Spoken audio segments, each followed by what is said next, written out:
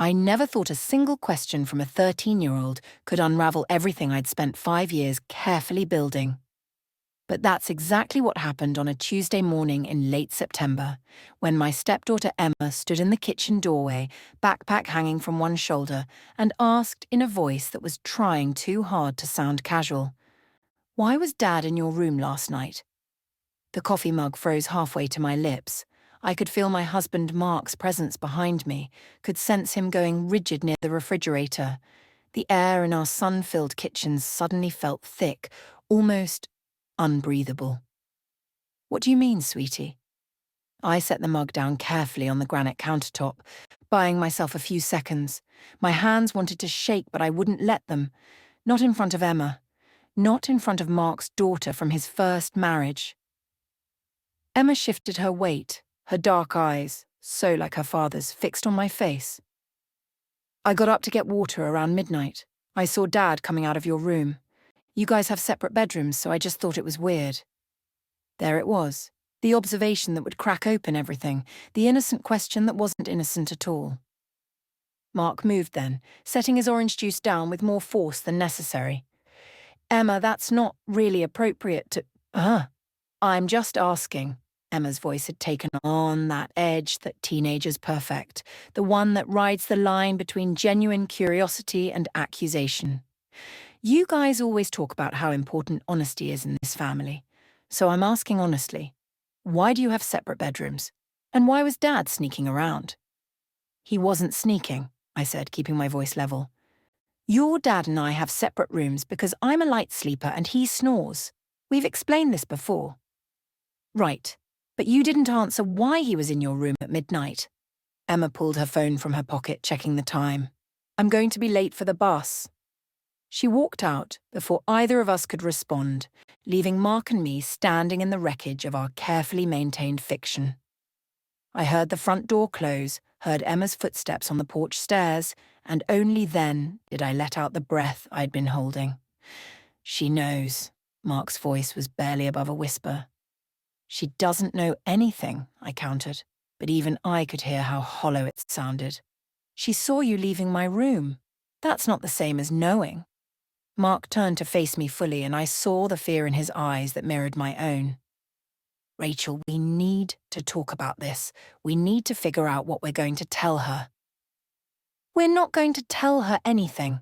I picked up my coffee again, forcing myself to take a sip even though my stomach had twisted into knots. "There's nothing to tell. We're married. Married couples sometimes visit each other's rooms at night. It's completely normal. Nothing about this situation is normal." Mark ran his hand through his hair, a gesture I'd seen 1,000 times over the 5 years we'd been together. "We agreed when we got married that we'd keep things separate. For Emma's sake. For the sake of not complicating things after everything she went through with the divorce." I set the mug down again, harder this time. "I know what we agreed, Mark. I was there. But Emma's 13 now, not 8. She's going to start asking questions we can't answer with simple explanations."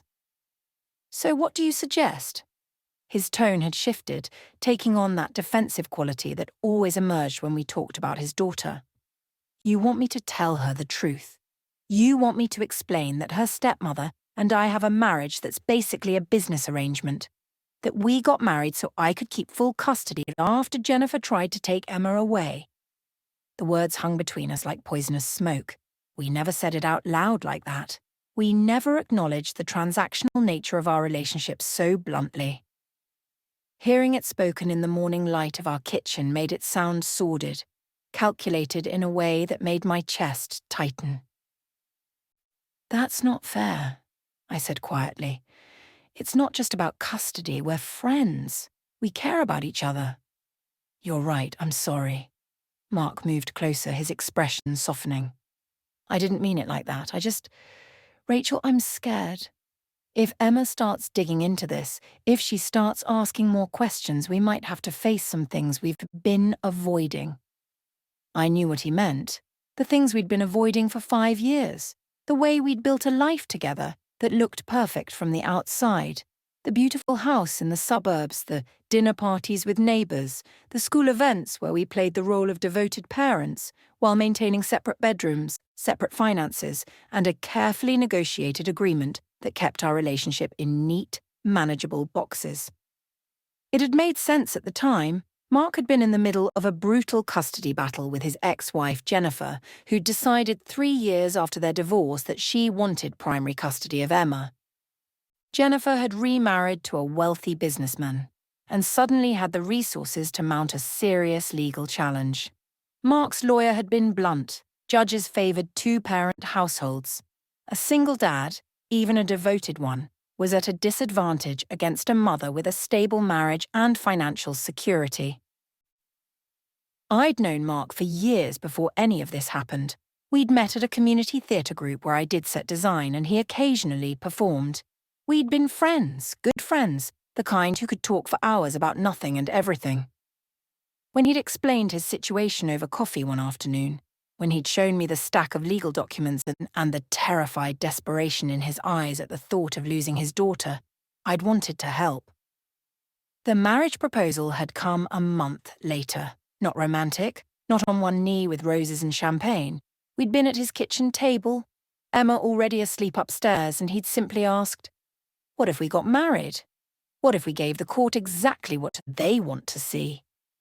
I'd said yes for a complicated mix of reasons I still didn't fully understand, partly because Mark was my friend and I couldn't stand to see him losing his daughter, partly because my own life felt stagnant. I was 32, single, living in a cramped apartment and working a job I didn't love, partly because some small secret part of me had always wondered what it would be like to be with Mark, even though we'd never crossed that line. We'd agreed on terms. It would be a marriage of convenience. We'd present a united front to the court and to Emma, but privately we'd maintain our independence. Separate bedrooms, no expectations of romance or physical intimacy. We'd be partners, co-parents, friends sharing a household. When Emma graduated high school and the custody issues were resolved, we'd quietly divorce. No harm, no foul. The plan had worked. The judge had ruled in Mark's favour, granting him primary custody with Jennifer getting every other weekend and holidays. Emma had adjusted surprisingly well, or so we'd thought. She'd been 8 years old, still young enough to accept the new normal without too many questions.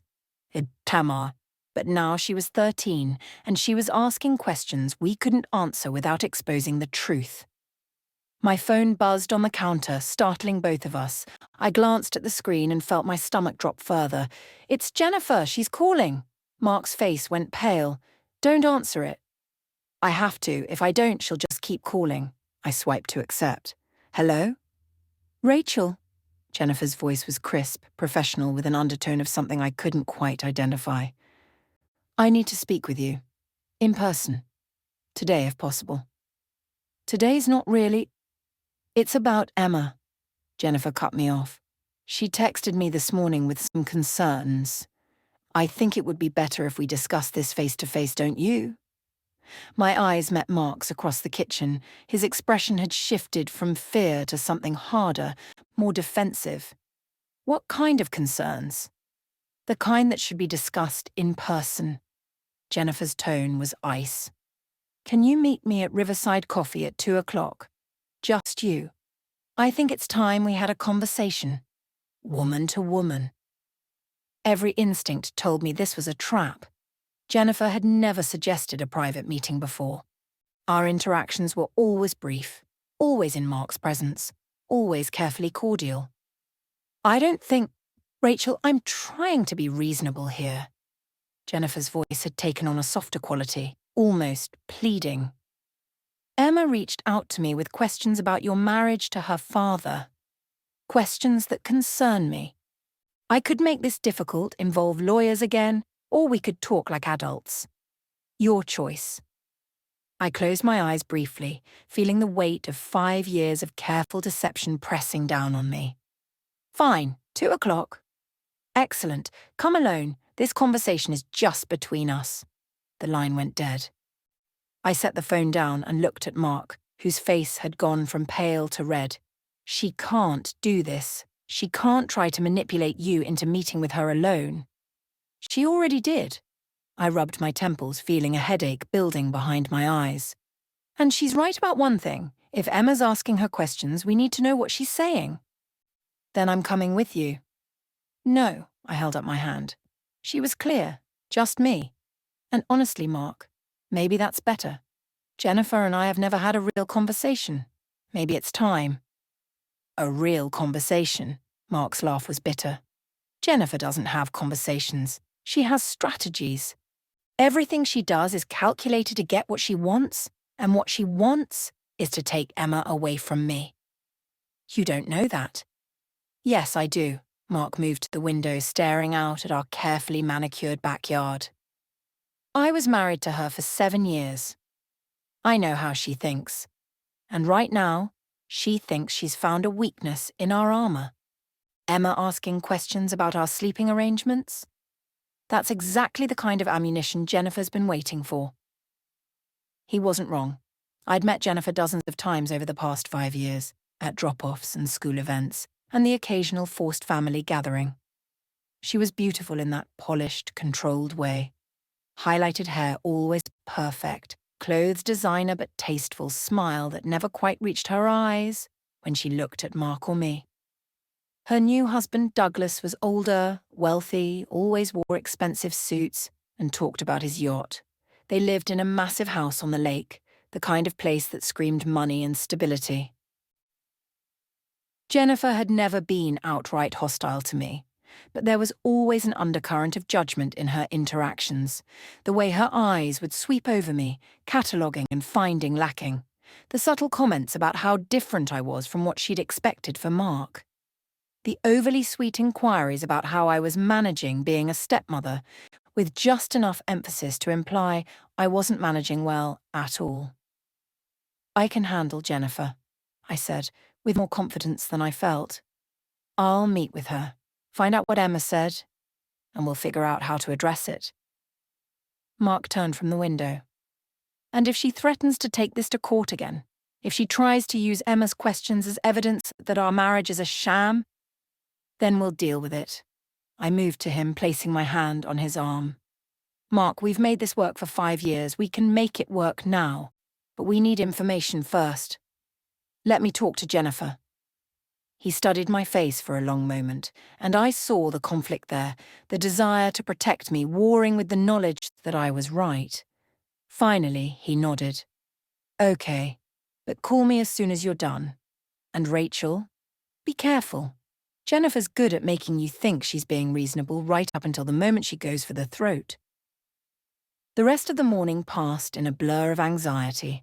I tried to work. I'd been doing freelance graphic design from home, which had been part of the appeal of this arrangement, but I couldn't focus. My mind kept circling back to Emma's question, to the expression on her face when she'd asked it.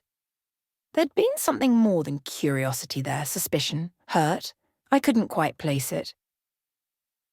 At 1:30, I got in my car and drove to Riverside Coffee, a trendy spot downtown that Jennifer favoured. I arrived early, ordered a tea I didn't want, and claimed a table in the back corner where we'd have some privacy. Jennifer arrived exactly at 2 o'clock. She was dressed in cream-coloured slacks and a silk blouse, her honey blonde hair swept up in a casual but perfect twist. She ordered something complicated with soy milk and extra shots, then joined me at the table with a smile that didn't reach her eyes. Thank you for coming, she said, settling into her chair with the grace of someone who'd never felt awkward a day in her life. I appreciate you making the time. You said this was about Emma. I didn't bother with small talk. What did she tell you? Jennifer took a sip of her coffee, studying me over the rim of her cup. She texted me this morning, asking why you and Mark have separate bedrooms. She said she'd seen Mark leaving your room late at night and found it confusing. Couples have different sleeping arrangements all the time. I kept my voice steady. I'm a light sleeper. Mark snores. It's not complicated. No, I'm sure it's not. Jennifer set down her cup. But here's what I find interesting, Rachel. Emma also mentioned that she's never seen you and Mark act like a married couple. No affection, no casual touches, no good morning kisses. She said it's like living with 2 roommates who are pretending to be married. The blood drained from my face. I'd underestimated Emma. All this time, we'd thought she was oblivious, absorbed in her own teenage world. But she'd been watching, noticing, cataloguing the absence of normalcy in our relationship. Kids her age don't always understand adult relationships, I said carefully. Marriage isn't always the romance novel version she might see on TV. True. Jennifer leaned forward, and I saw the predator beneath the polished exterior.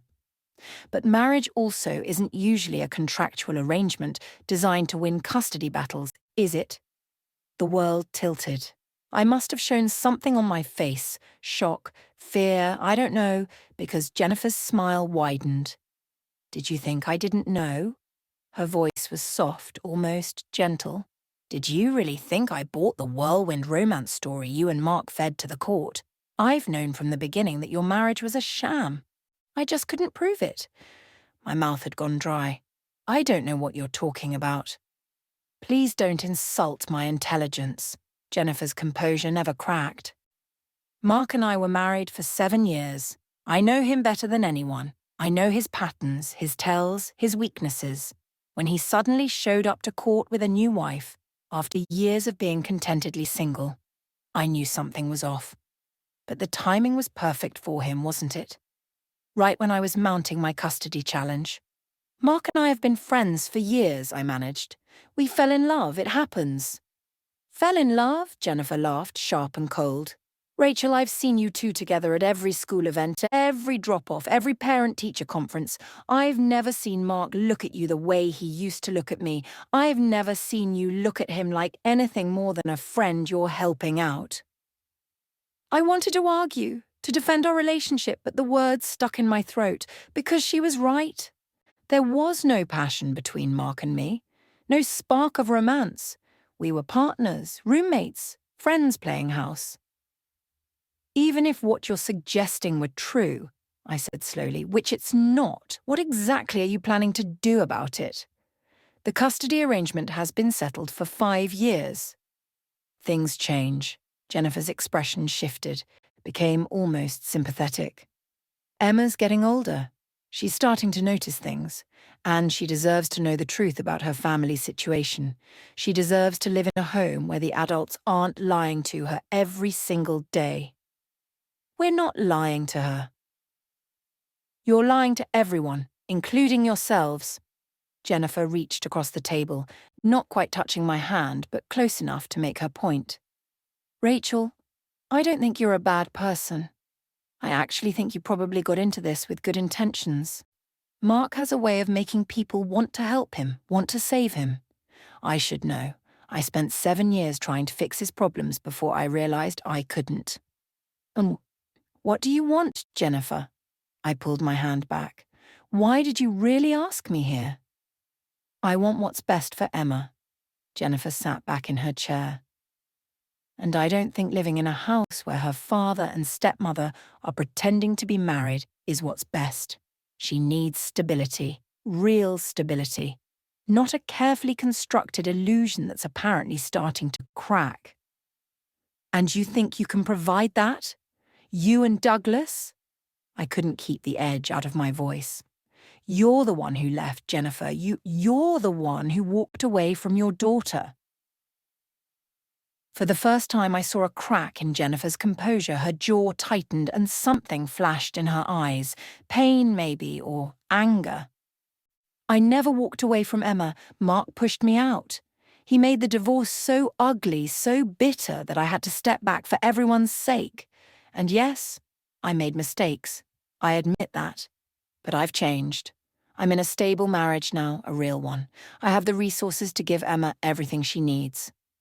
Except you don't have what she actually needs, which is her father. I leaned forward. Emma loves Mark. She's happy living with us. You can't just decide to upend her life because you've suddenly decided you want to be Mother of the Year. I'm not trying to upend her life. Jennifer's voice had taken on that reasonable tone that Mark had warned me about. I'm trying to protect her. Because here's what's going to happen, Rachel. Emma's going to keep asking questions. She's smart, observant, and she's at an age where she won't accept simple answers anymore. Eventually, She's going to figure out the truth about your marriage. And when she does, she's going to feel betrayed, used, like she was a pawn in her father's game. It's not a game, I said, but even I could hear the desperation creeping into my voice. Isn't it? Jennifer pulled out her phone, tapped the screen a few times, then turned it to face me. This is the text Emma sent me this morning. I read the words on the screen, and my heart sank. Mom, something's weird with Dad and Rachel. I don't think they really love each other. They sleep in different rooms and never act like married people. I feel like everyone's lying to me about something. Can we talk? She feels it, Jennifer said softly, taking the phone back. She might not be able to articulate it fully yet, but she knows something's wrong. And I can't stand by and watch her grow up in an environment built on deception. I thought about Emma that morning, the way she'd asked her question with that forced casualness, the look in her eyes that I'd mistaken for simple teenage curiosity.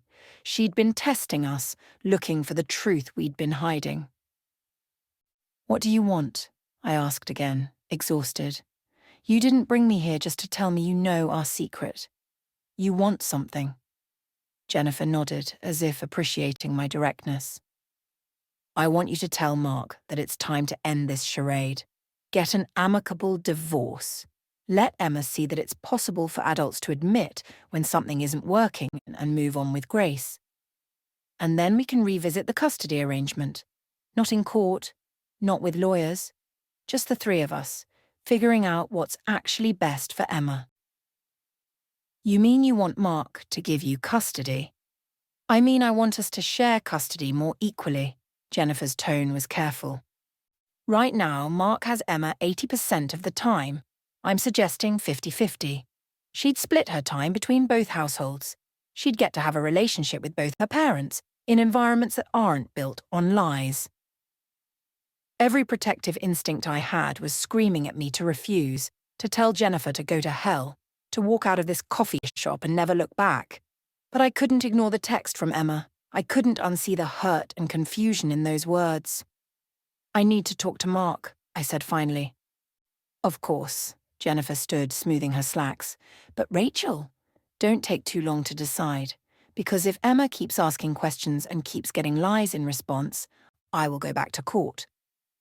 And this time, I'll have evidence that Mark entered into a fraudulent marriage for the sole purpose of winning custody. That's not going to look good for him. Yeah, she left then, walking out of the coffee shop with the same grace she'd entered with, leaving me sitting alone with cold tea and a choice I didn't want to make. I sat there for another 20 minutes, trying to gather my thoughts, trying to figure out what I was going to tell Mark. Part of me wanted to believe that Jennifer was bluffing, that she couldn't really prove our marriage was a fraud. But another part of me, the part that had watched Emma's face that morning, knew that Jennifer didn't need legal proof. She just needed Emma's doubt. My phone rang. Mark. I let it go to voicemail. I wasn't ready to have this conversation yet. I drove home on autopilot, barely registering the familiar streets of our neighborhood. Our house came into view. A beautiful colonial with white siding and black shutters, the kind of house that said "Happy Family Lives Here." We'd bought it together with careful negotiations about who paid for what, who got to make which decorating decisions. Everything had been fair, equal, negotiated. Nothing left to chance or the messiness of actual emotions. Cool. Mark was waiting in the living room when I walked in. He stood up immediately, his face tense with anxiety. Well, what did she say? I set my purse down on the hall table, buying myself a few more seconds. She knows. Knows what? Everything. About why we really got married. She says she's known from the beginning. Mark's face went through several emotions. Shock, disbelief, then something like resignation. She's bluffing. She can't know. She showed me a text from Emma. I moved to the couch, suddenly exhausted. Emma asked her why we don't act like a married couple. She told Jennifer she thinks everyone's lying to her. Mark sank into the chair across from me, his face pale. Emma said that. Jennifer wants us to get divorced. I forced myself to look at him. She says if we do it amicably, she won't take us to court. She just wants to renegotiate custody. 50-50 split. Absolutely not. Mark's voice was hard. This is exactly what she wanted. She's been looking for an opening and now she thinks she's found it, but we're not giving her anything. Mark, Emma thinks we're lying to her. Because we are lying to her. He stood up abruptly, pacing the length of the living room. We've been lying to her since she was 8 years old. But that doesn't mean the answer is to hand her over to Jennifer. No one's talking about handing her over. Jennifer wants to share custody more equally. Maybe that's not the worst thing. Maybe Emma needs more time with her mother. Mark spun to face me. You don't mean that. You're just scared because Jennifer threatened you. She didn't threaten me. She showed me a text from Emma that broke my heart. I stood up too, meeting his eyes. That little girl feels like something's wrong in this house. She feels like we're lying to her. And she's right.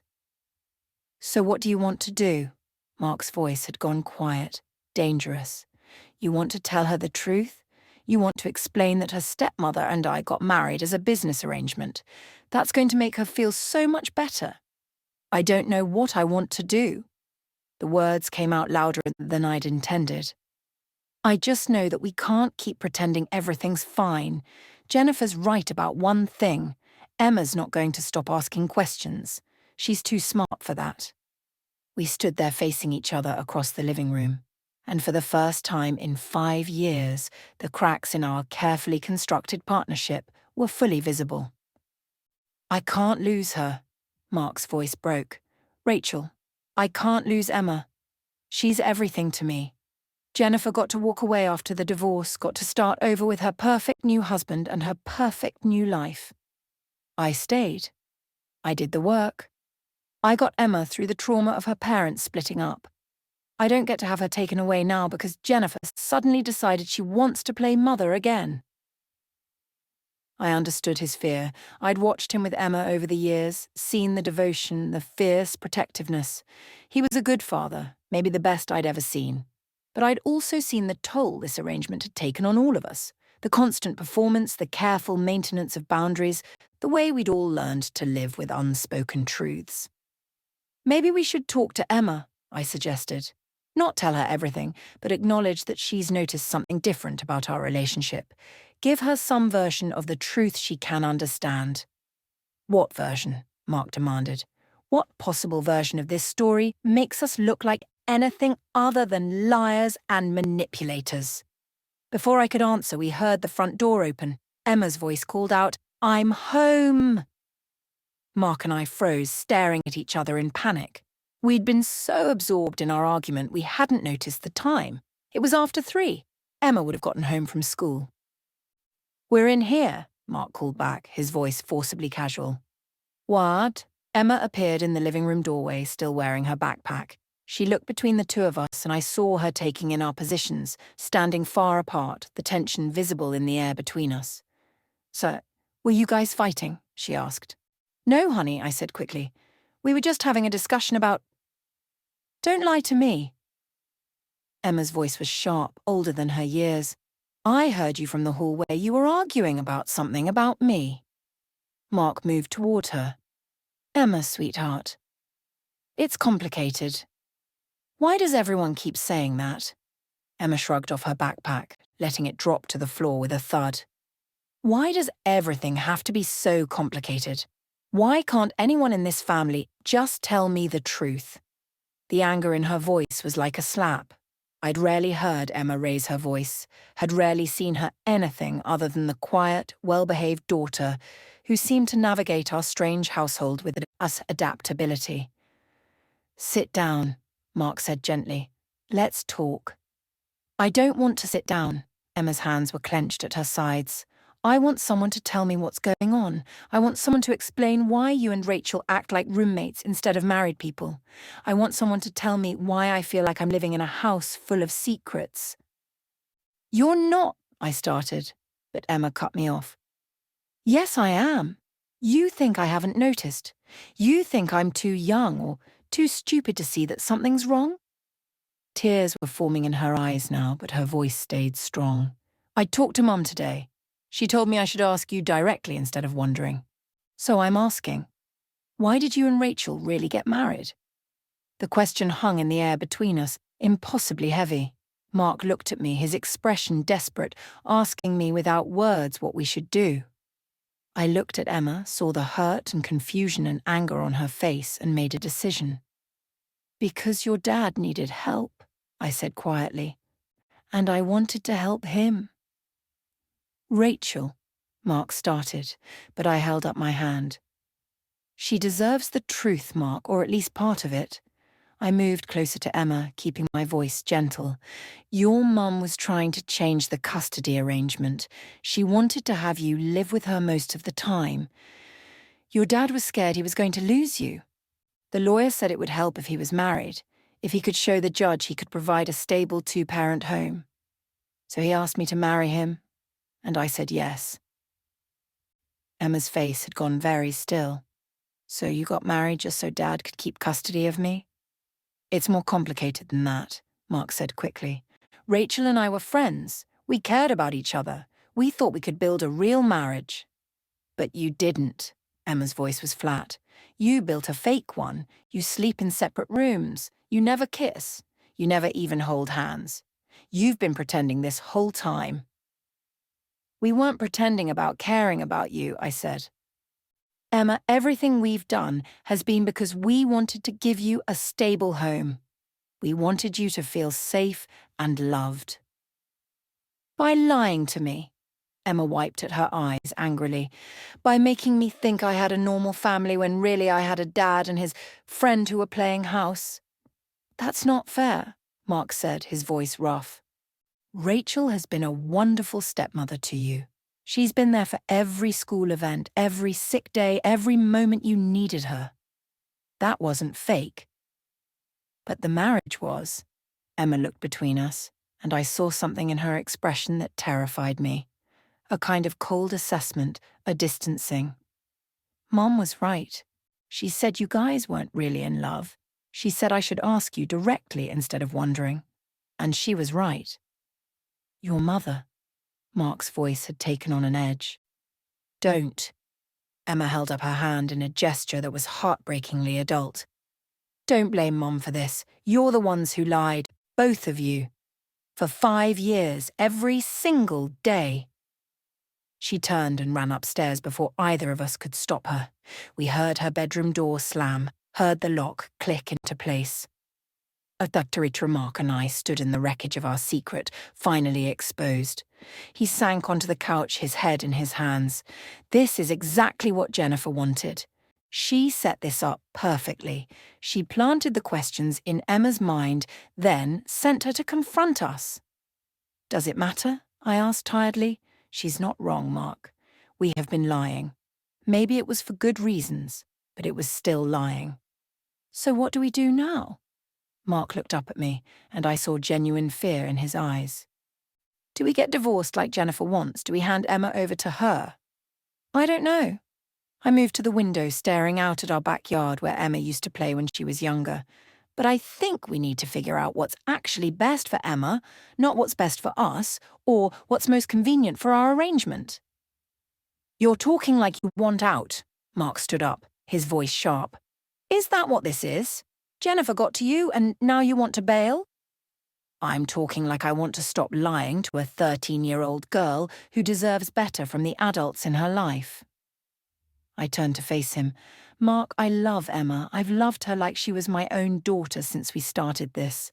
But she's right. She's been living in a house full of secrets.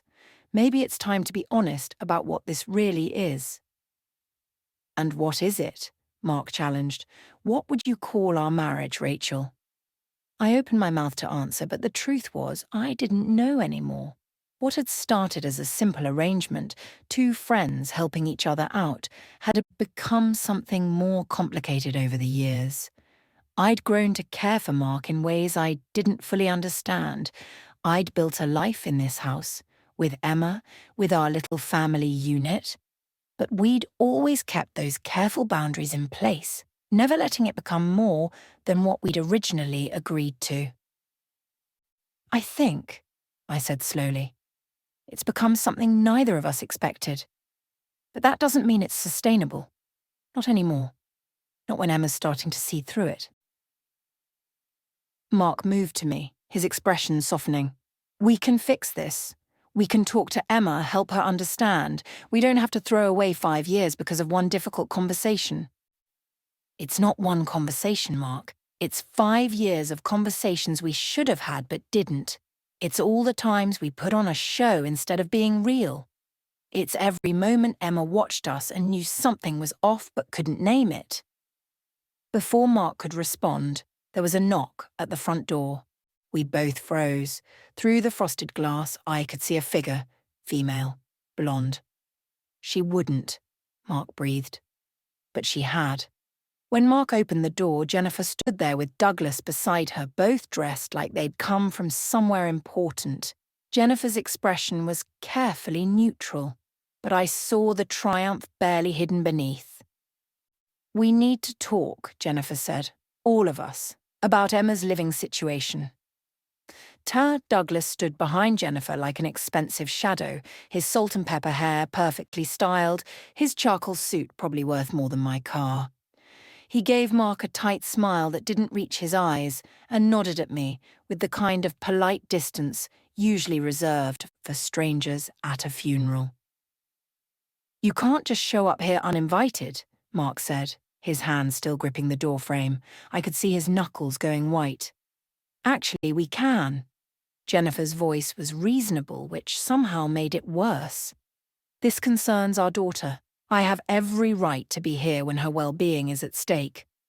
Emma's fine, Mark shot back. She's had a tough day because you decided to put ideas in her head.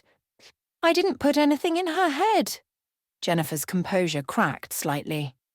She reached out to me with concerns. I'm her mother, Mark. What was I supposed to do? Ignore her? Maybe, Douglas interjected smoothly. We could have this conversation inside. The neighbours don't need to hear your family business. I saw Mark's jaw clench, saw him weighing his options. Finally, he stepped back, letting them enter. Jennifer swept past him into our foyer, her eyes scanning the space with the familiar gaze of someone who'd once lived here.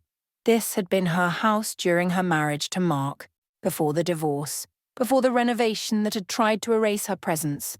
I wondered what she thought of the changes, the walls I'd helped Mark paint, the furniture we'd carefully selected together, the framed photos of Emma at various ages.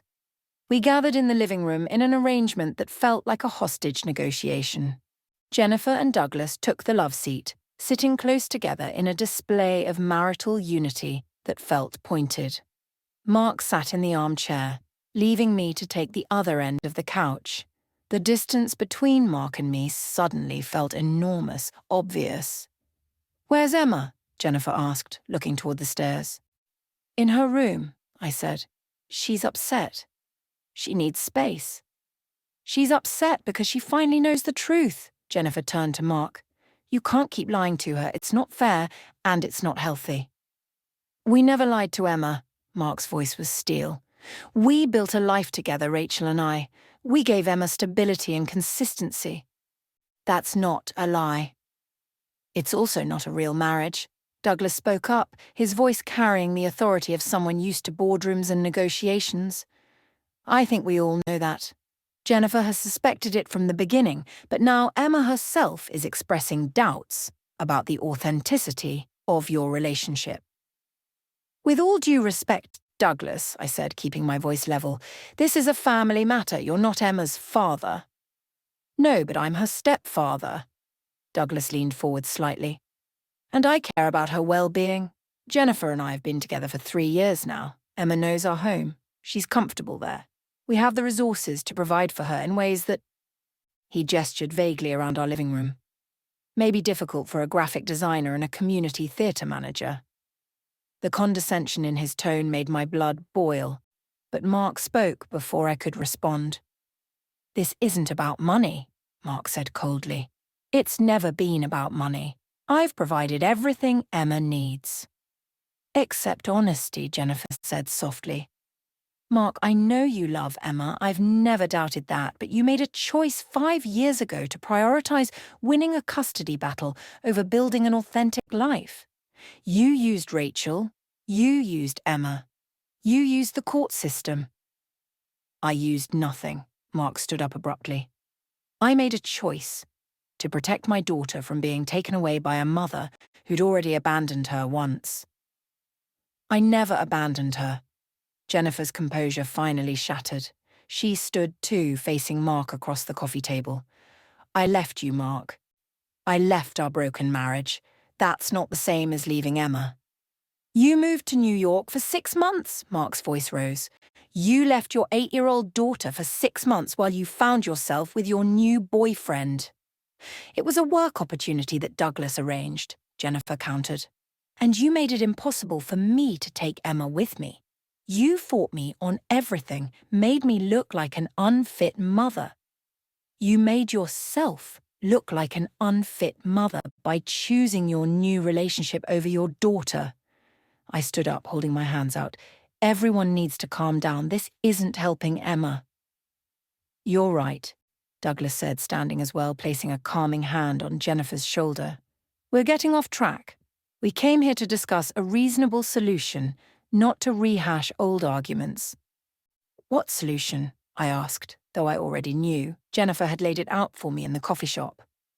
Joint custody, Jennifer said, regaining her composure with visible effort. 50-50 split. 1 week with us, 1 week here. Emma gets to have real relationships with both her parents. No more pretending, no more lying, just honest, shared parenting. Emma's home is here, Mark said flatly. She's lived here for 5 years. Her school is here, her friends are here. Her school is 15 minutes from our house, Jennifer interrupted. We can easily handle the drive. And as for friends, Emma is at an age where friendships are fluid anyway. She'll adapt. You're talking about uprooting her entire life, I said.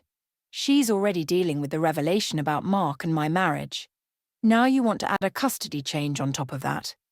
I want to give her stability, Jennifer said, looking directly at me. Real stability, not the fake version you and Mark have been providing. Our stability isn't fake, Mark said, but even I could hear how hollow it sounded. Emma has thrived here. She's happy, she's healthy, she's doing well in school. She's confused and hurt because the adults in her life have been lying to her for years, Jennifer countered. Mark, please, think about what's actually best for Emma, not what's best for your ego or your need to win against me. My ego. Mark's laugh was bitter. This coming from the woman who showed up at my house with her wealthy husband to make sure I know how much better she can provide for our daughter. We're not here to compete, Douglas said. We're here to find a solution. And frankly, if this can't be worked out amicably, Jennifer is prepared to go back to court with evidence that your marriage to Rachel was a fraudulent arrangement designed to influence custody proceedings. There it was. The threat delivered in Douglas's smooth businessman voice, as if he were discussing a merger rather than tearing apart our lives. You have no evidence, Mark said, but I heard the uncertainty beneath his bravado. Emma's own testimony would be evidence, Jennifer said quietly. Her observations about your sleeping arrangements, your lack of affection, the absence of a genuine marital relationship. Add to that the convenient timing of your marriage, right in the middle of our custody dispute. A judge would have questions, Mark. I felt sick. She was right. Even if we denied everything, even if we claimed our marriage was real, Emma's own words would contradict us. And a 13-year-old's honest testimony would carry weight, especially against parents who'd already proven they could be deceptive. So what? I asked, my voice sounding distant to my own ears. You'll drag Emma into court? Make her testify about her parents' marriage? Put her through that trauma just so you can win? Jennifer's expression softened slightly. I don't want to put her through anything. That's why I'm hoping we can resolve this without lawyers or courts. If you and Mark agree to end the marriage and accept a revised custody arrangement, we can do this quietly. No legal battles, no drama, no public records of fraud. Just a simple divorce and a custody modification that both parents agree to. And if we refuse? Mark asked. Jennifer and Douglas exchanged a glance. It was Douglas who spoke. Then we'll have no choice but to file a motion to modify custody based on concerns about Emma's living environment. We'll have to present evidence that her father entered into a fraudulent marriage. It will be messy, public, and potentially damaging to all of you, especially Emma. You're blackmailing us, I said. We're offering you a way out, Jennifer corrected. A way to handle this with dignity instead of destruction. Think about it from Emma's perspective. She's already feeling betrayed. Do you really want to compound that by forcing her to choose sides in another ugly custody battle? Before anyone could respond, a voice came from the stairs. I already know what I want. We all turned to see Emma standing halfway down the staircase. Her face was blotchy from crying, but her voice was steady. How long had she been listening? Emma, honey, Jennifer started, but Emma held up her hand. I heard everything, Emma said, descending the rest of the stairs. I've been listening since you got here, and I have some things to say. She walked into the living room, and I saw something in her bearing that reminded me painfully of Jennifer, a kind of controlled determination that was both admirable and terrifying in a 13-year-old. First, Emma said, looking at Mark, I need you to tell me the truth, Dad. Did you marry Rachel just so you could keep custody of me? Mark's face went through several emotions. Finally, he nodded. Initially, yes. But Emma, it wasn't that simple. Was the marriage real or fake? Emma cut him off. Simple question, Dad. Real or fake? It's been... Mark struggled for words. It was arranged, I said, drawing Emma's gaze to me. Your dad needed help, and I wanted to help him. We agreed to get married to present a stable home to the court. But Emma, that doesn't mean we were lying about caring about you, everything we've done. I don't care about your excuses, Emma said, her voice cold in a way I'd never heard before. I asked a simple question. Real or fake? It's not a real marriage in the traditional sense, I admitted. But our care for you is real. Our commitment to being your family is real. Emma nodded slowly, processing this. Then she turned to Jennifer. And you, Mom, why do you suddenly want me to live with you half the time? Where was this interest for the past 5 years? Jennifer moved toward Emma but stopped when Emma took a step back. I have always wanted more time with you, baby. But the custody arrangement? You could have fought harder, Emma said flatly. You could have been around more on the weekends you did have me. But you were always busy with Douglas and your new life. So why now? Why do you suddenly care so much? I've always cared, Jennifer started, but Emma shook her head. No, be honest. For once, can someone in this family be honest with me? Emma's voice cracked slightly, but she held her ground. You want me to live with you because it makes you look bad that I don't. Because your friends probably ask why your daughter lives with your ex-husband. Because it's embarrassing for the perfect Jennifer and Douglas to not have full custody. Jennifer's face had gone pale. That's not... Emma, you don't understand. I understand more than you think, Emma turned to face all 4 adults. I understand that Dad and Rachel got married to keep me. I understand that Mum left and only wants me back now that it's convenient. I understand that nobody in this entire situation has actually asked me what I want. We're asking now, Douglas said gently. That's why we're here, Emma. What do you want? Emma looked at each of us in turn, and I saw the weight of expectation on her young shoulders. She was 13 years old, and we were asking her to make an impossible choice. I want, Emma said slowly, to not be the reason everyone's fighting. I want to not feel like a prize in some game between my parents. I want... She stopped, wiping at her eyes. I want to know if anyone actually loves me, or if I'm just useful for custody battles and proving points. Oh, sweetheart. I moved toward her without thinking, but Emma stepped back again. Don't, she said. I need space. I need to think. I need everyone to stop lying and fighting and making me choose. She looked at Jennifer and Douglas. You should leave. I'm not going anywhere tonight, and I'm not making any decisions while everyone's upset. Emma, Jennifer started. Please, Emma's voice was small now, exhausted. Just go, please. Jennifer looked like she wanted to argue, but Douglas placed a hand on her arm. She's right. This isn't the time. We can talk more when everyone's calmer. They moved toward the door, but Jennifer paused, turning back to Emma.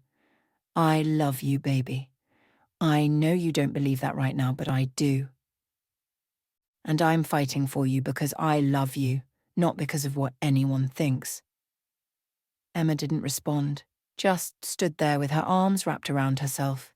Jennifer left with Douglas, and the house fell into heavy silence. Emma, Mark said after a moment, his voice rough with emotion. I'm so sorry. I never wanted you to feel like a prize or a pawn. You're my daughter. You're the most important thing in my life. If I'm so important, Emma said quietly, why did you lie to me for 5 years? Why didn't you trust me enough to tell me the truth? You were 8 years old. I'm 13 now. I've been old enough to understand for a while. But you kept lying. Emma looked at me. Both of you. Every single day. I had no defense for that, so I simply said, You're right. We should have told you sooner. We should have trusted you with the truth. Emma nodded, then turned and walked back upstairs. This time, we heard her door close quietly instead of slamming. Somehow that was worse. Mark and I stood in the living room, the space feeling enormous and empty. Finally he spoke. We need a lawyer. Mark? No, Rachel. Jennifer's serious. She's going to push this, and she's right that Emma's testimony would be damaging. We need to know where we stand legally. We stand on a foundation of lies, I said tiredly. That's where we stand. Mark moved to the window, staring out at the darkening street. I can't lose her, Rachel. I can't let Jennifer take her away. What if Emma wants to go? I asked quietly. What if she decides she wants to live with Jennifer? She doesn't know what she wants. She's 13 and confused and hurt. Mark turned to face me. We can fix this.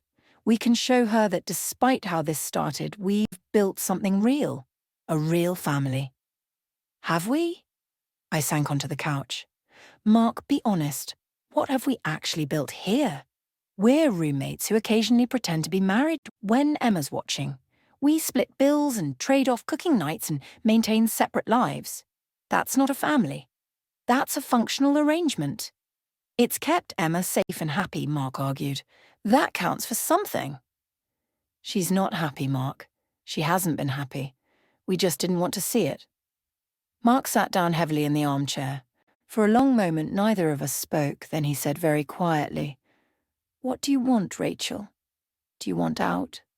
Do you want to end this arrangement? The question hung in the air between us. I realized I didn't know how to answer it. 5 years ago, I'd said yes to a marriage proposal for reasons that had seemed clear at the time: friendship, helping someone in need. A certain curiosity about what life with Mark could be like, but somewhere along the way, it had become more complicated than that. I want Emma to be okay, I said finally. That's the only thing I'm sure about. That's not an answer to my question. It's the only answer I have right now. I looked at him. Mark, I care about you. I care about Emma. But I don't know if what we've built is worth saving, and I don't know if trying to save it is what's best for Emma. Before Mark could respond, my phone buzzed. I glanced at the screen and felt my stomach drop. It was a text from a number I didn't recognize. This is Lisa Beaumont, Jennifer's attorney. Mrs. Sterling has asked me to reach out regarding custody modification proceedings. Please have your attorney contact me at your earliest convenience to discuss terms. I showed the phone to Mark, whose face went white. She's already got her lawyer involved. She wasn't negotiating, she was warning us. Maybe that's for the best, I said quietly. Maybe we need outside parties to help figure this out. Outside parties? Mark's voice rose. Rachel, you're talking about lawyers and judges and custody battles. That's not what's best for Emma. Neither is this, I gestured around us. This house, this fake marriage, this constant performance, none of it is what's best for Emma. Maybe it never was. The truth of those words settled between us like ash. Mark opened his mouth to argue, then closed it again. Because what could he say? I was right, and we both knew it. My phone buzzed again. Another text, this time from Jennifer. I'm sorry it came to this, but I won't watch my daughter grow up in a house built on lies. We can do this the easy way or the hard way. Your choice. I set the phone down, feeling exhausted to my bones. I need to call a lawyer. Do you have someone in mind, or should I find my own? Mark looked at me with something like betrayal in his eyes. You're really doing this? You're going to fight me? I'm not fighting you, Mark. I'm trying to figure out what's right. And right now, I don't think continuing this arrangement is right for anyone. So you're just giving up? You're going to let Jennifer win? This isn't about winning or losing, my voice cracked. This is about a 13-year-old girl who deserves better than what we've been giving her. And yes, maybe that means Jennifer gets more custody. Maybe that means you and I get divorced. Maybe that means a lot of things change. But we can't keep doing this. Mark stared at me for a long moment, and I saw the moment something in him hardened. Fine.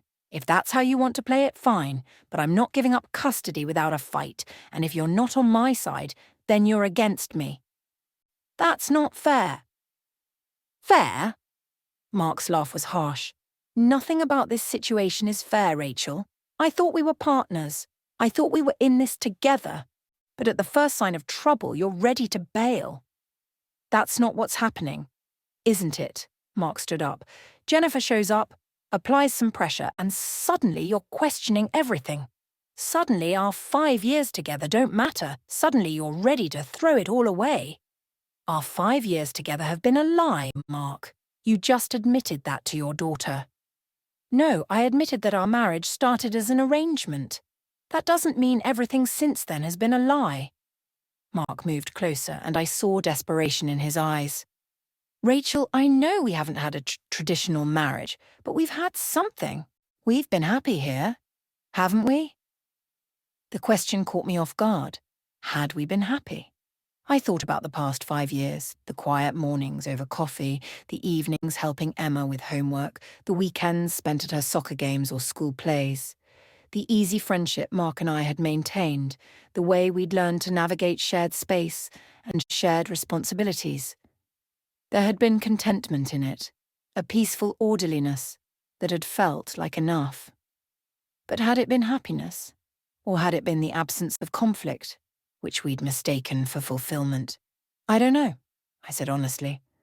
I think we've been comfortable, safe. But Mark, Emma's right. We haven't been a real family. We've been playing house. So we make it real. Mark reached for my hands, and I was so surprised I let him take them. Rachel, forget about the original arrangement. Forget about how this started. We can make this into something genuine. We can be a real married couple. If that's what it takes to keep Emma, to show Jennifer and the court that we're serious, we can do it. I pulled my hands away gently. That's not how love works, Mark. You can't just decide to manufacture it because it's legally convenient. Can't you? His voice was desperate now. People build love all the time, arranged marriages, partnerships that turn into more. It happens. Why can't it happen for us? Because we've had 5 years to let it happen, and it hasn't. The words hurt to say, but they were true. Mark, I care about you. You're one of my closest friends, but I'm not in love with you, and you're not in love with me. We both know that. So what? Mark's voice had taken on an edge of anger. So what if we're not madly in love? We have respect, compatibility, shared goals. That's more than a lot of couples have. But it's not enough, I said softly. Not for a real marriage, and not as a foundation for Emma's home life. She deserves to see what real love looks like, She deserves parents who are genuinely committed to each other, not just going through the motions. And you think Jennifer and Douglas have that? You think their marriage is so much more authentic than ours? I thought about Jennifer and Douglas at the coffee shop, the way they'd sat close together, the casual touches, the united front. Maybe it was all performance too. Maybe every marriage was performance to some degree. But there had been something there that Mark and I didn't have. A spark. A connection that went beyond friendship and convenience. I think, I said carefully, that it doesn't matter what Jennifer and Douglas have. What matters is that Emma's starting to realize what we don't have, and she's smart enough to know she deserves better. Mark sank back into the chair, the fight going out of him. So what do? We just give up? We tell Jennifer she wins? We stop thinking about it as winning or losing, I said, sitting down across from him. We start thinking about what Emma actually needs. And Mark, maybe what she needs is more time with her mother. Maybe she needs to see what a real marriage looks like, even if it's not in this house. You want her to leave, Mark's voice was hollow. I want her to be happy and healthy and not carrying the weight of our mistakes. I leaned forward. Mark, we can still be in Emma's life. We can still be her parents. Well, you're her parent. I'm her stepmother. But maybe the best thing we can do is admit that this arrangement isn't working anymore. We sat in silence for a long time. I could hear the house settling around us, the familiar creaks and groans of a home we'd shared for 5 years. I thought about all the moments that had happened in these rooms, Emma's laughter, quiet dinners, the comfortable routine we'd established. It hadn't been perfect, but it had been ours. I need time to think, Mark said finally. I need to talk to Emma, and I need to decide if I'm going to fight this or accept it. That's fair. I stood up. I'm going to go to a hotel for tonight. I think we all need some space. Rachel, you don't have to. Yes, I do. I was already moving towards the stairs, towards the bedroom I'd occupied alone for 5 years. I need to think too. About what I want. About what's best for Emma. About where I go from here. I packed a bag quickly, throwing in clothes and toiletries without much thought. When I came back downstairs, Mark was still sitting in the same position, staring at nothing. Tell Emma I'll call her tomorrow, I said from the doorway. Tell her I'm sorry. For all of it. Mark nodded but didn't look at me. I left the house. Our house, though I was starting to realize it had never really been mine, and drove to a chain hotel near the highway. I checked in mechanically, rode the elevator to a generic room on the 4th floor, and finally let myself cry. I cried for Emma, who'd been caught in the middle of adult decisions she'd never asked for. I cried for Mark, who'd been so desperate to keep his daughter he'd built an entire fake life. I cried for myself, for the 5 years I'd spent in a holding pattern telling myself I was helping when really I'd been hiding from having to build a real life of my own. When the tears finally stopped, I lay on the hotel bed and stared at the ceiling, trying to figure out who I was without the structure of the arrangement I'd been living in. Before Mark, I'd been drifting, unhappy in my job, unsure of my future, lonely in ways I hadn't wanted to admit. The arrangement had given me purpose, structure, a family to belong to. But it had also been a way to avoid the harder work of building something real. My phone buzzed with a text from Mark. Asterisk, Emma wants to talk to you. Can you call? I dialed immediately, my heart pounding. Emma answered on the second ring. Rachel? Her voice was small, younger than it had sounded earlier. Hey, sweetie, how are you doing? Dad told me you left. There was something in her voice I couldn't quite identify. Are you coming back? I don't know yet, I said honestly. Your dad and I need to figure some things out, but Emma, I want you to know that none of this is your fault. And I'm still here for you, even if I'm not in the house right now. Did you ever love my dad? Emma asked. Even a little. I closed my eyes, weighing my answer. I love your dad as a friend. He's one of the best people I know. But no, Not in the romantic way you're asking about. Did he love you? The same way I love him, as a friend, as a partner, but not as a wife. I heard Emma exhale slowly. At least you're being honest now. I should have been honest sooner. We both should have. Why weren't you?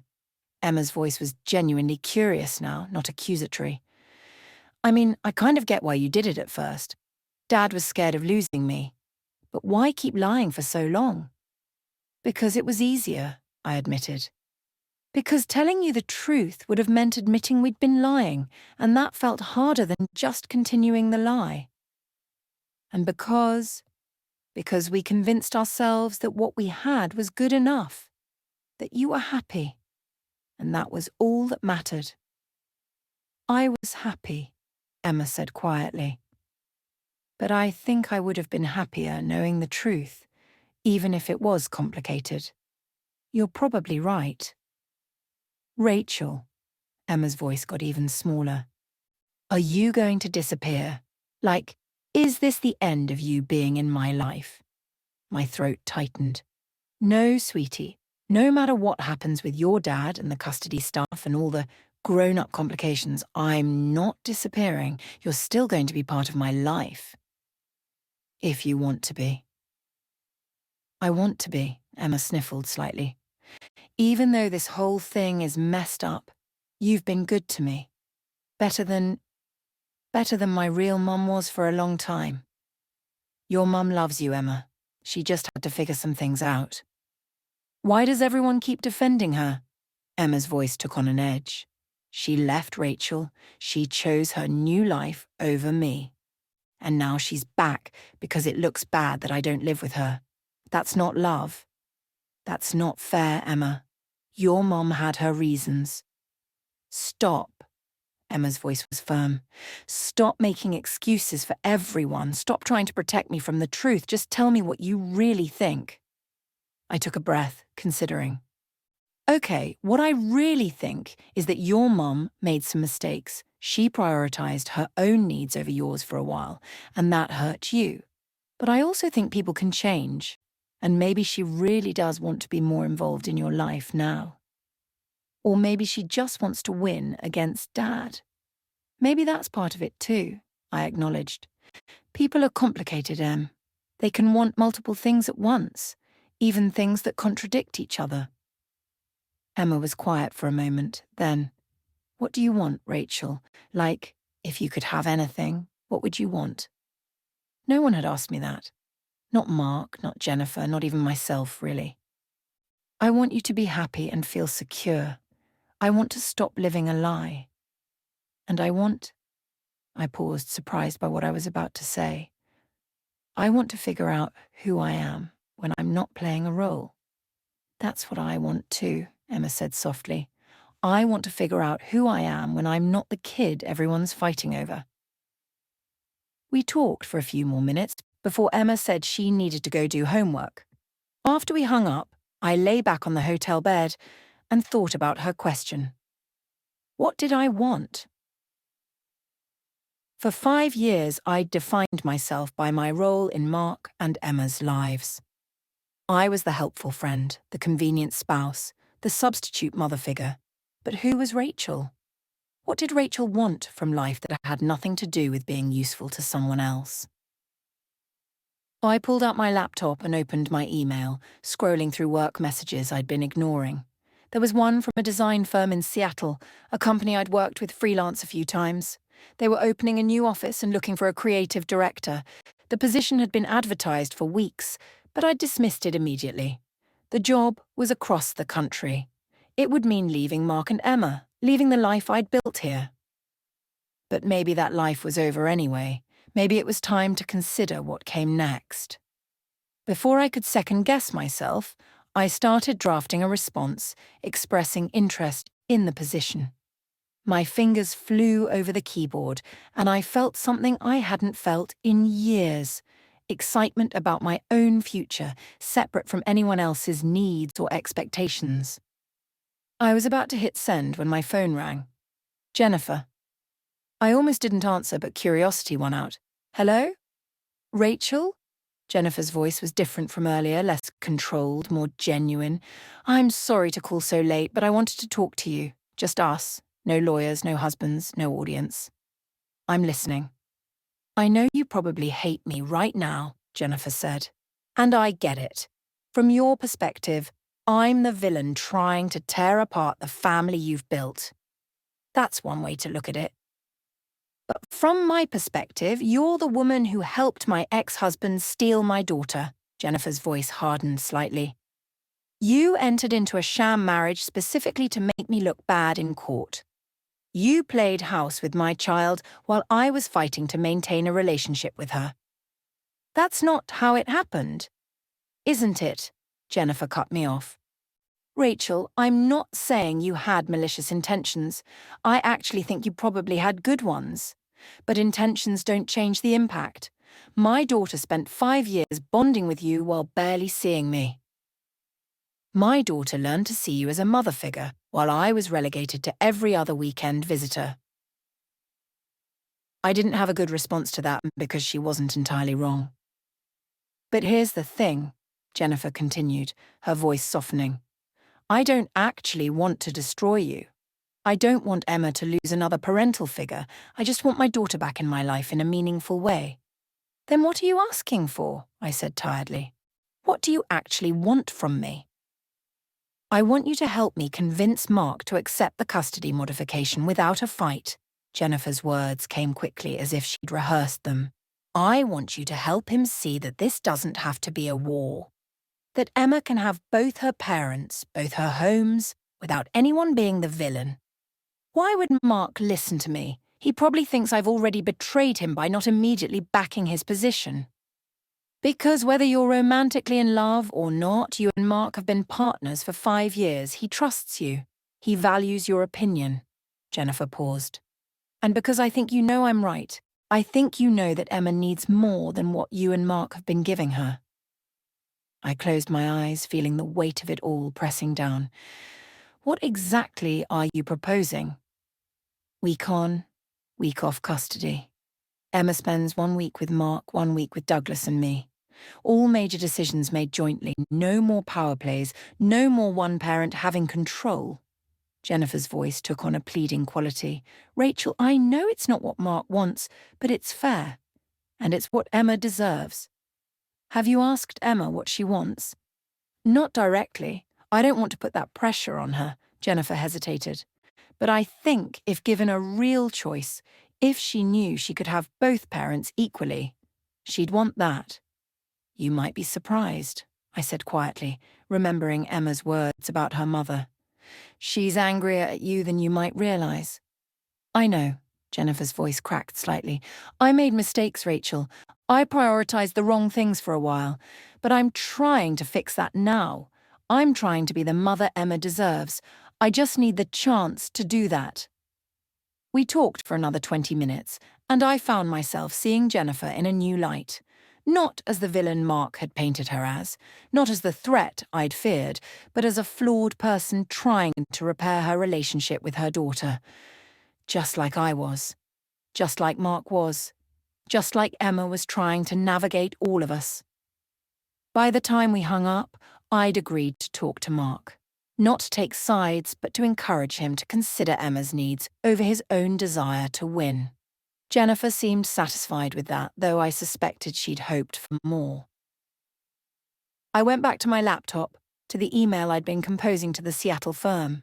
I read it over, considered deleting it, then hit send before I could overthink it. Whatever happened with Mark, Emma, Jennifer, and the custody situation, I needed to start thinking about my own future. I'd put my life on hold for 5 years. Maybe it was time to press play again. But first, I needed to have one more honest conversation with Mark.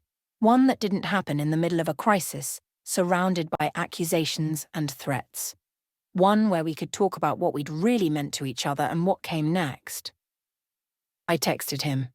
Asterisk, can we meet tomorrow? Just us. Somewhere neutral. We need to really talk. His response came quickly. Asterisk, Riverside Coffee, 9 a.m. The same place where Jennifer had ambushed me earlier. Perhaps it was fitting that we'd end our marriage in the same place where it had started to unravel. I lay in the hotel bed, listening to the sounds of strangers moving through hallways, and tried to imagine what came next. A custody battle, a quiet divorce, a complete restructuring of Emma's life, all of the above. One thing I knew for certain. Things could never go back to how they'd been. The careful arrangement we'd maintained for 5 years had been cracked open. Now we had to deal with the mess inside. I barely slept that night, turning over conversations and possibilities until the hotel room felt suffocating. At 7 a.m., I gave up, showered, and drove aimlessly until it was time to meet Mark. I arrived at Riverside Coffee 15 minutes early and chose a different table than where I'd sat with Jennifer, though I wasn't sure why the distinction mattered. Mark walked in exactly at 9, looking like he hadn't slept either. The shadows under his eyes were pronounced, his usual careful grooming abandoned, his hair stuck up in places, and he was wearing an old theatre company t-shirt I'd seen him sleep in.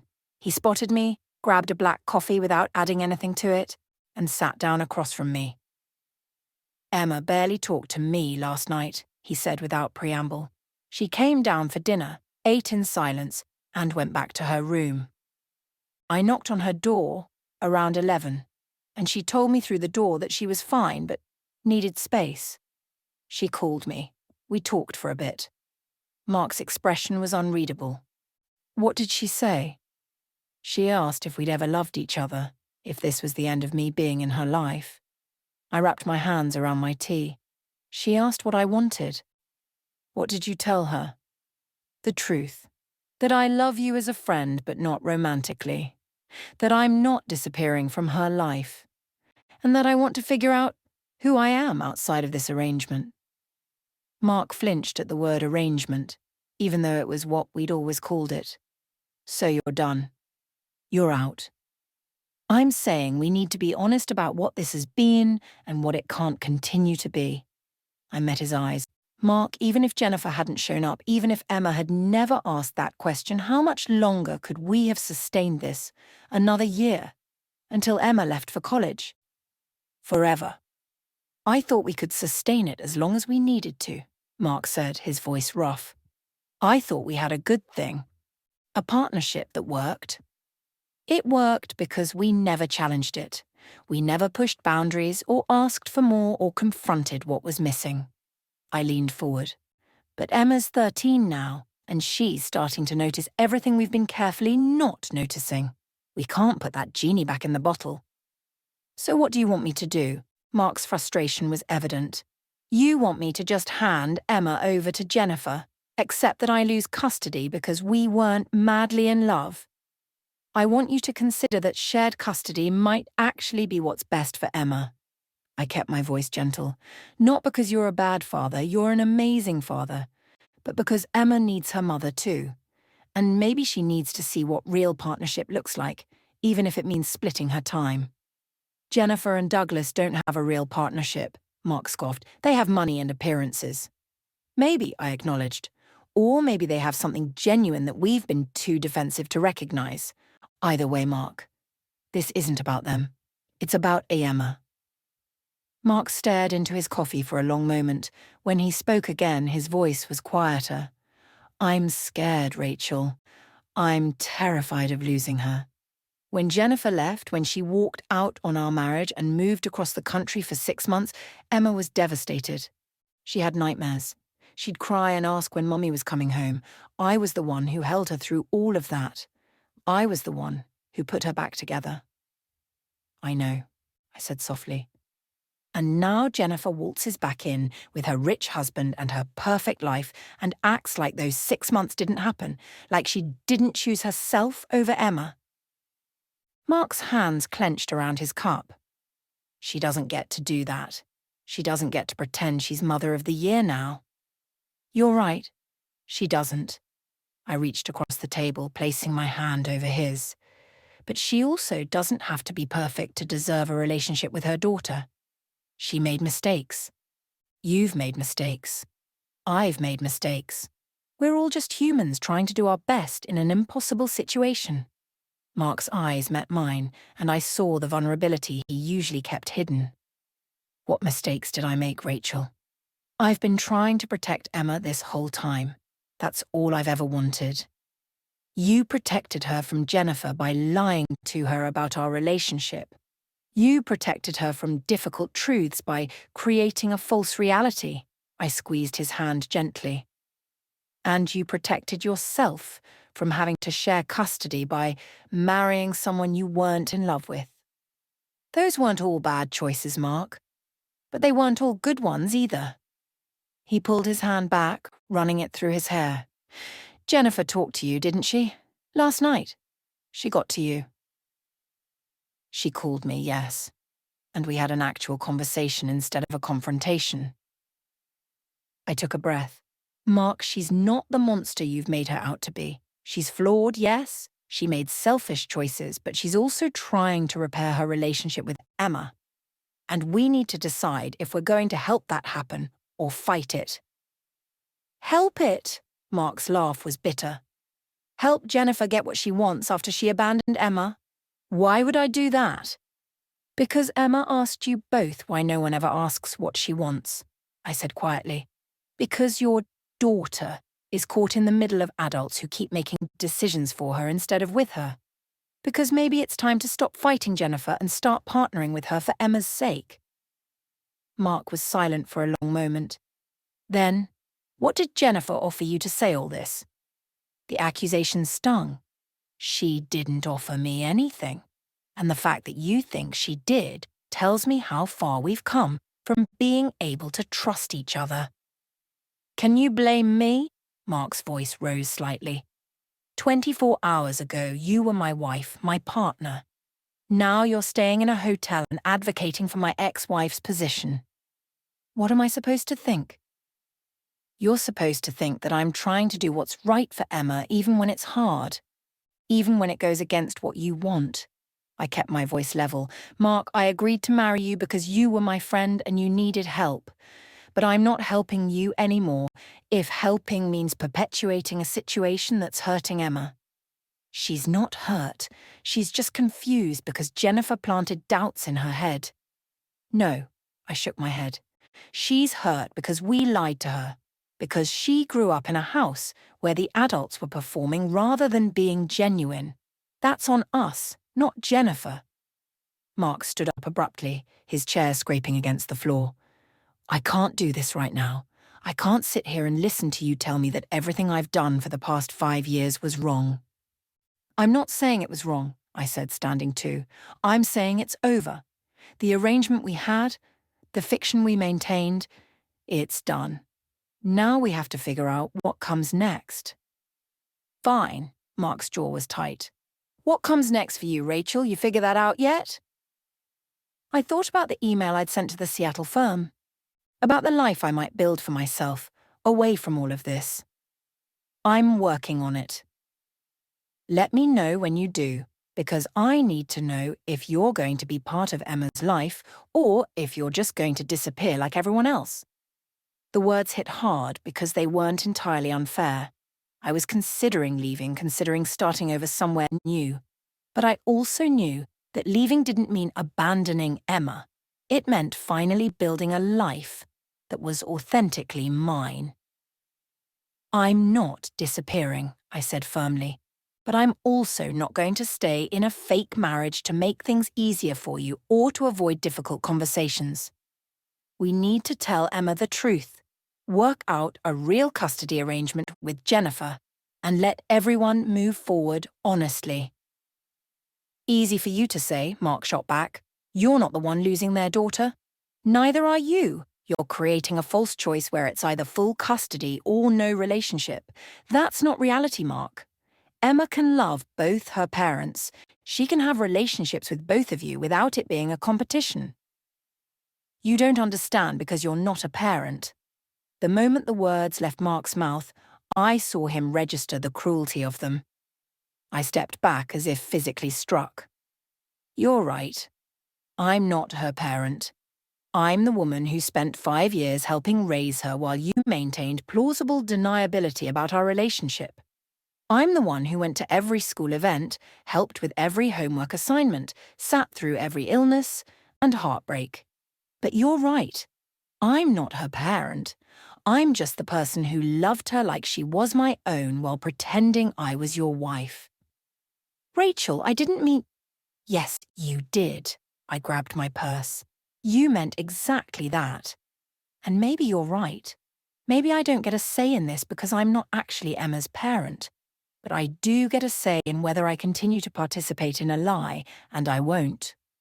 I walked out before Mark could respond, my heart pounding with anger and hurt. I sat in my car for several minutes, trying to calm down enough to drive safely. My phone buzzed with texts from Mark, apologies, explanations, pleas to come back and finish the conversation. I turned the phone off. I drove without destination for a while, eventually finding myself at a park where I'd sometimes brought Emma when she was younger. We'd spent hours here on the playground, Emma laughing on the swings while I pushed her higher and higher. She'd call me Rachel, but treat me like a mother figure, and I'd revelled in it because it had felt like purpose, like belonging. But Mark was right about one thing. I wasn't Emma's parent. I was someone who'd stepped into a role without fully understanding what it meant or what it would cost. I'd played house for 5 years, and now the game was over. My phone buzzed again. I'd turned it back on without thinking. This time it was Emma. Where are you? Dad said you guys fought. Please don't give up on us. The us in that message broke something in me. Emma saw us as a unit, a family. Despite all the revelations and chaos, she was still hoping we could somehow fix this and go back to normal. I texted back, I'm not giving up on you, sweetie. I'm at Riverside Park. Do you want to meet? Can't. I'm at school. But can we talk after? Just you and me. Of course. I'll pick you up at 3. I spent the next few hours at the park thinking about the past 5 years and what I'd really been doing here. I'd told myself I was helping Mark, supporting Emma, being a good friend. But I'd also been hiding from building my own life, from pursuing my own dreams, from taking the risks that came with being fully myself. The arrangement with Mark had been safe. It had given me a family without requiring vulnerability, a purpose without demanding I figure out my own. I'd been able to play a role rather than discover who Rachel actually was beneath the performance. At 2:45, I drove to Emma's school and parked in the pickup line. I watched parents and guardians collect their children, saw the easy affection between them, hugs, laughs, casual touches that spoke of genuine connection. I'd done these pickups dozens of times, but I'd always been aware of performing the role of stepmother, conscious of how it looked from the outside. Emma emerged from the building at 3:05, scanning the line of cars until she found mine. She walked over slowly, her backpack hanging heavy on her shoulders, and got in without saying anything. Hey, I said gently. Rough day? Everyone knows something's wrong. Emma stared straight ahead. Maddie's mum saw my mum and Douglas at our house yesterday. She texted Maddie about it, and now everyone's asking me if my parents are fighting over custody again. I'm sorry, Em. That must be really hard. Is it true? Emma turned to look at me. Are they fighting over custody? I considered lying or deflecting, then remembered my promise to start being honest. Yes. Your mum wants to modify the custody arrangement so you'd spend equal time with both parents. Your dad doesn't want that to happen. Emma nodded slowly. And what do you want? I want whatever's best for you, I said truthfully. But I also think you're old enough to have a say in what happens. No one's asked me, Emma's voice was small. Everyone talks about what I need or what's best for me, but no one actually asks what I want. So I'm asking. I turned in my seat to face her fully. What do you want, Emma? She was quiet for a long moment, staring at her hands. Finally, I want things to go back to normal. I want to live with Dad and you and have Mum visit on weekends like always. I want to pretend I never asked that stupid question about why Dad was in your room. That's one option, I said carefully. But Emma, things can't actually go back to that normal, because that normal was built on something that wasn't quite true. You mean the fake marriage? Emma's tone was matter of fact, but I heard the hurt underneath. Your dad and I got married for the wrong reasons, I acknowledged. But Emma, the life we built, the family we created, that was real. My love for you is real. Your dad's love for you is real. The only thing that wasn't real was the romantic relationship between your dad and me. Then why can't you just stay married anyway? Emma looked at me with red-rimmed eyes. If you're friends and you both love me, why does the romance part matter? Because eventually it does matter. Eventually you notice what's missing. You noticed it, Emma, and you deserve better than adults who are pretending.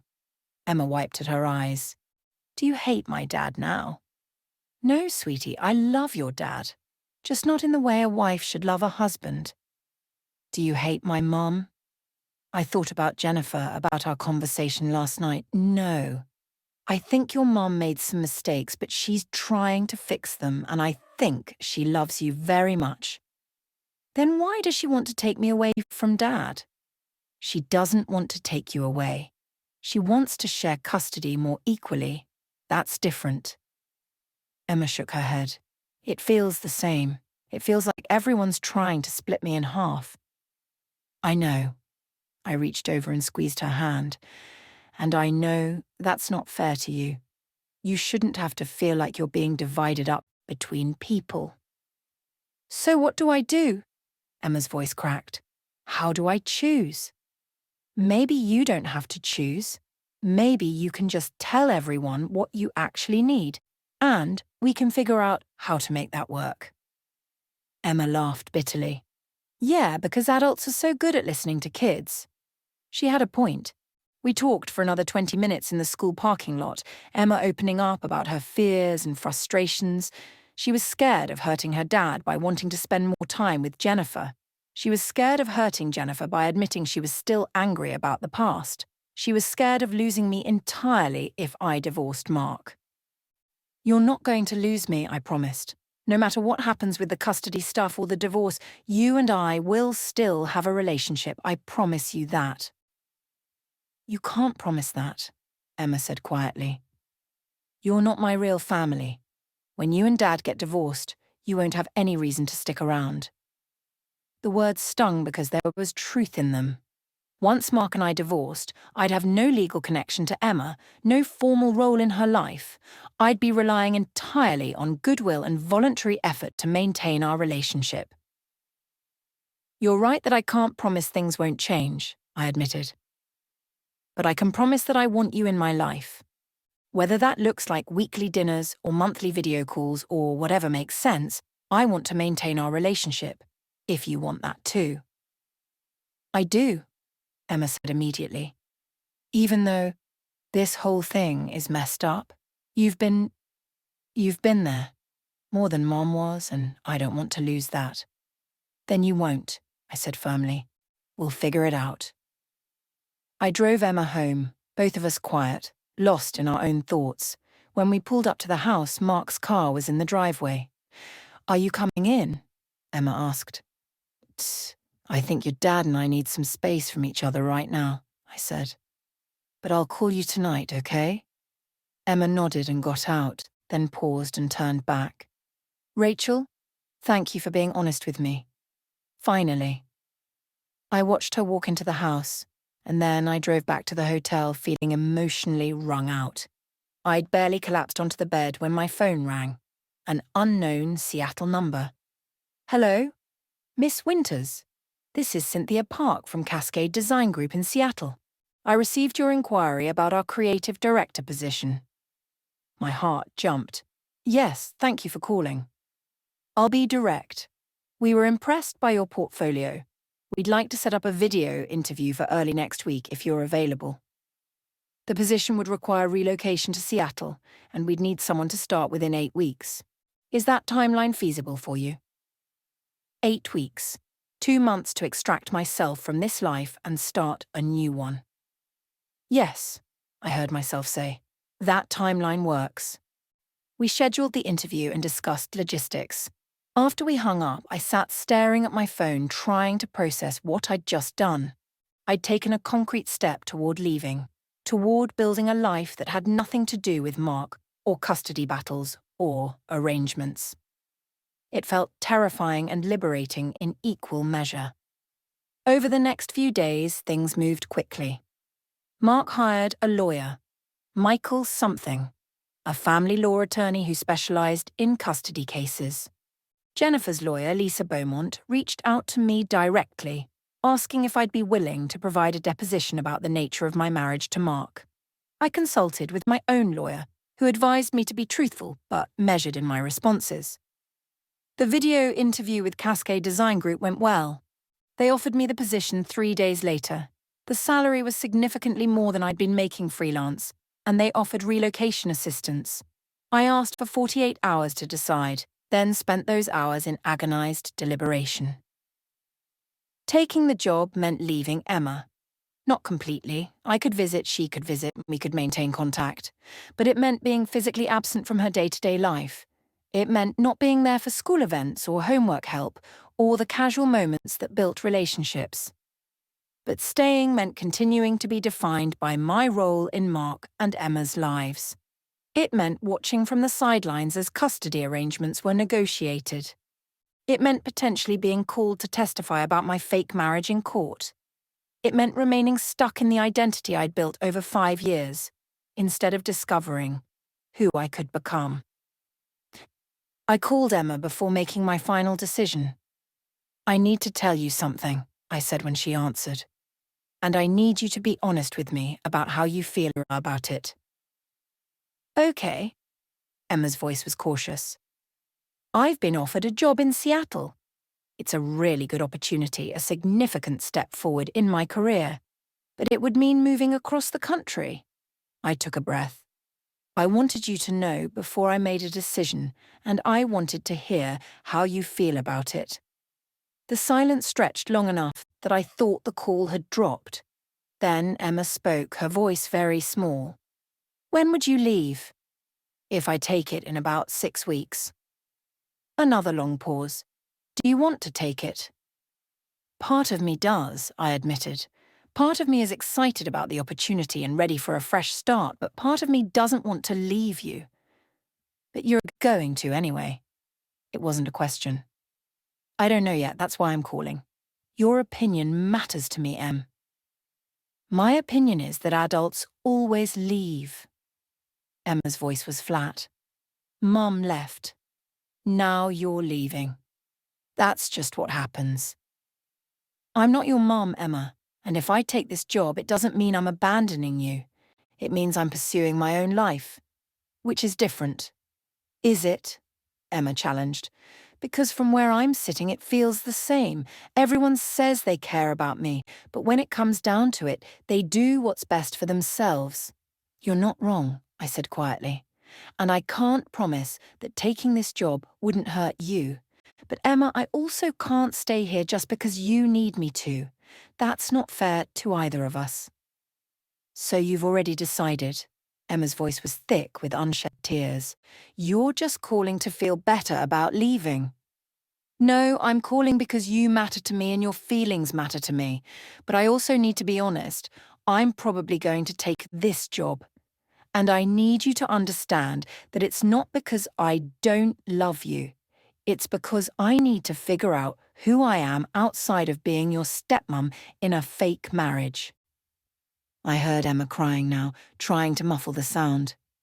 "I hate this. I hate all of it. I hate that you and Dad lied. I hate that Mum wants to change everything. I hate that everyone's leaving or fighting or making everything complicated." "I know, sweetie, I'm so sorry." "Are you going to tell Dad?" "I'll tell him before I give the company my final answer." "He's going to be so mad," Emma said. "He's going to think you're abandoning us." "Maybe. But I can't make my life decisions based on what your dad thinks. Just like you shouldn't make yours based on what I think, or what he thinks, or what your mum thinks. Eventually, we all have to figure out what we actually need and go after it." After we hung up, I sat with the weight of Emma's pain. She was right that I was choosing myself over staying for her. That reality was uncomfortable, but it was also necessary. I'd spent 5 years being what other people needed. It was time to discover what I needed. I called Mark next. He answered on the first ring, his voice wary. Rachel? I need to talk to you about something. Can we meet? Is this about the deposition? Because my lawyer advised me. It's not about the deposition, it's personal. We met at the house, which felt strange now. Me as a visitor in a place I'd lived for 5 years. Mark looked terrible. He'd clearly been sleeping poorly, and the house showed signs of neglect, dishes in the sink, mail piled on the counter, Emma's backpack dumped by the door. Emma's at Jennifer's, Mark said. She's been doing 2 overnight visits a week while we figure out the custody stuff. Voluntary, before anything gets decided in court. How's that going? Emma won't talk to me about it. She comes home, goes to her room, and barely engages. Mark gestured helplessly. I've lost her, Rachel. Even before any official custody change, I've already lost her. You haven't lost her. She's processing a lot. Right. Mark's laugh was hollow. Processing that her father's a liar who built a fake family. Mark. It's true though, isn't it? That's what I did. I was so desperate to keep custody that I created an entire fiction, and now it's all falling apart. He looked at me directly for the first time. What did you want to tell me? I've been offered a job in Seattle. I'm going to take it. Mark's expression went through several shifts. Surprise, hurt, anger. Then something like resignation. When? I leave in 6 weeks. 6 weeks, Mark sank onto the couch. So you're really done? With all of this? With me? With Emma? I'm not done with Emma. I'll maintain my relationship with her however I can. But yes, I'm done with the arrangement. I need to build my own life, Mark. Your own life? Mark's voice was bitter. That's great, Rachel, really great. While Emma's world is exploding, while she's dealing with her parents potentially going to court again, you get to just leave and start over somewhere new. Must be nice. It's not about nice or easy, I said, keeping my voice level. It's about making a choice to stop living in someone else's story. Someone else's story? Mark stood up, his face flushed. You were part of this story. You chose to be part of it. You can't just decide it doesn't suit you anymore and walk away. Yes, I can. That's exactly what I can do. I stood too, meeting his anger with my own. Mark, I agreed to a marriage of convenience 5 years ago. I didn't agree to stay in it forever, especially not after it's been exposed as a fraud. I didn't agree to put my entire life on hold while you fight another custody battle. So Emma and I were just, a placeholder? Something to do until a better opportunity came along. No, you were my friends, my family. But this situation has become toxic, and I can't stay in it just because leaving is uncomfortable. Uncomfortable? Mark's voice rose. Emma's heartbroken, Rachel. She called me crying after you told her you were leaving. She said everyone abandons her eventually, and you just proved her right. The guilt hit hard, but I forced myself to stay steady. I'm not abandoning her. I'm moving for a job. People do that all the time. People in real relationships find ways to make it work. They compromise, they sacrifice. But we're not in a real relationship. The words came out louder than I'd intended. That's the whole point, Mark. We're not a real couple. We never were. And pretending otherwise to make everyone feel better doesn't change that fundamental truth. Mark stared at me, and I saw the moment he accepted what I'd known for days. This was really over. There was no going back, no way to repair what had been broken. Fine, he said quietly. Go to Seattle. Build your new life. But don't expect Emma to understand. Don't expect her to just accept that another adult she trusted decided she wasn't worth sticking around for. That's not fair. Fair? Mark's laugh was harsh. You want to talk about fair? I've been sleeping 3 hours a night trying to figure out how to keep my daughter while dealing with the fact that my marriage was a sham. Jennifer's lawyers are circling like sharks. Emma barely speaks to me. And now the one person I thought I could count on is leaving. Where's the fairness in that? I'm sorry, I said, meaning it. I'm sorry for all of it, for agreeing to the arrangement in the first place, for not pushing for honesty sooner, for leaving now. But Mark, I can't set myself on fire to keep you warm. I can't sacrifice my future to fix a situation that was broken from the start. Mark's shoulders sagged. All the anger seemed to drain out of him, leaving only exhaustion. I know you can't. I thought we were in this together. We were. But this is over now. We both need to figure out what comes next. What comes next for me is probably losing custody, Mark said flatly. Jennifer's lawyer is building a case that I'm an unfit parent who committed marriage fraud to manipulate the courts. My own lawyer says it's not looking good. Emma's testimony about our separate bedrooms and a lack of affection will be damaging. And now you're leaving, which will make it look like even you think this household isn't stable. I wanted to argue, to reassure him, but I couldn't. He was probably right about all of it. I'll cooperate with whatever the lawyers need, I offered. I'll be honest, but fair in my deposition. I won't try to make you look bad. Thanks, Mark said, but there was no gratitude in his tone. That's very generous of you. We stood in awkward silence for a moment. Finally, I said, I should go. I need to call the Seattle company and accept the position. Rachel, Mark's voice stopped me at the door. Did you ever really care about us? Or was this always just a temporary situation for you? I turned back to face him. I cared. I still care. But caring doesn't mean I have to stay in a situation that's not healthy for anyone involved. That's not an answer. It's the only answer I have. I left before he could respond, walking out of the house that had been my home for 5 years, knowing I wouldn't live there again. I'd come back to pack my things, to finish the legal proceedings of our divorce, to say final goodbyes. But the chapter of my life that involved pretending to be Mrs. Mark Sterling was over. The next few weeks were a blur of logistics. I gave my deposition, carefully walking the line between truth and not unnecessarily damaging Mark's case. Yes, our marriage had been unconventional. No, there hadn't been romance. Yes, we'd cared about each other and about Emma. No, I didn't believe Mark was an unfit parent. I saw Emma 3 more times before my move. Each visit was strained, Emma oscillating between anger at me for leaving and desperate attempts to convince me to stay. I held firm, explaining again and again that this wasn't abandonment, that I loved her, that we'd maintain contact. You're just like her, Emma said during our last visit, her voice cold. You're just like my mum.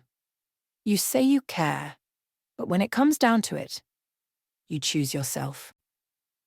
You're right, I said, refusing to defend myself anymore. I am choosing myself, and someday, Emma, you'll understand why that was necessary.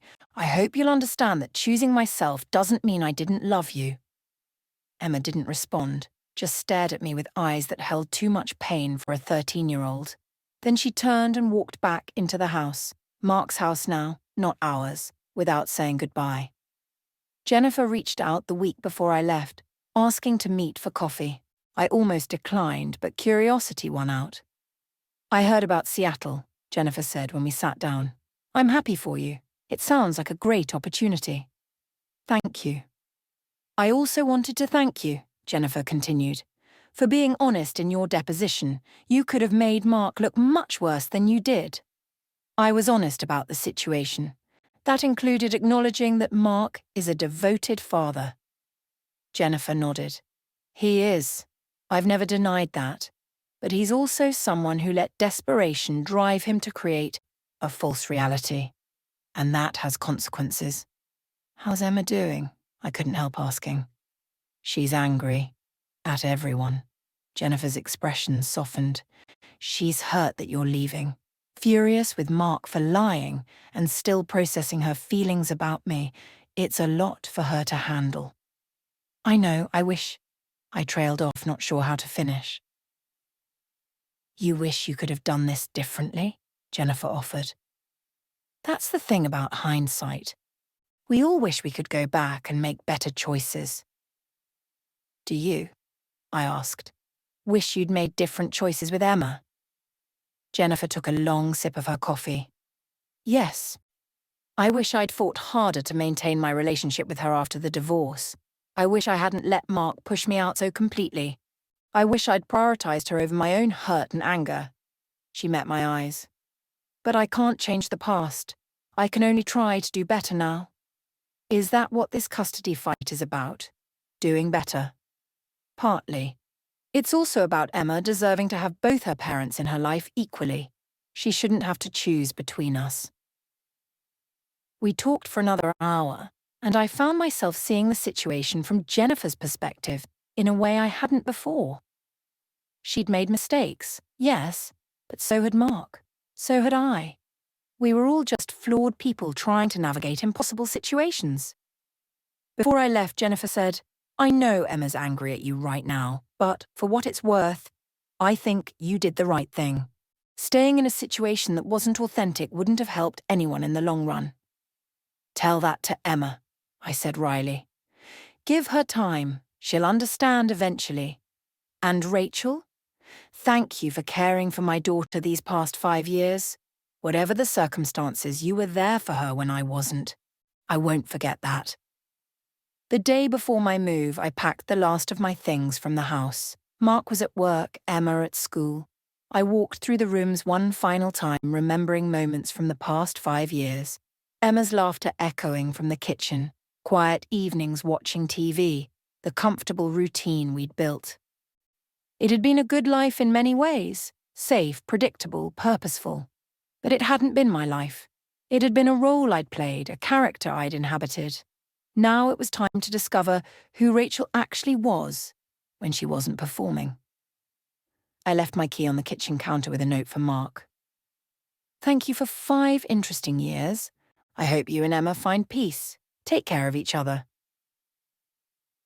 I drove to the airport the next morning, my possessions already shipped ahead to Seattle. As the plane lifted off, I looked down at the city I was leaving behind and felt a complicated mix of emotions: relief, sadness, guilt, excitement, fear. My phone buzzed with a text from Emma, the first communication I'd had from her in over a week. I don't forgive you yet, but I hope you find what you're looking for in Seattle. It wasn't much, but it was something.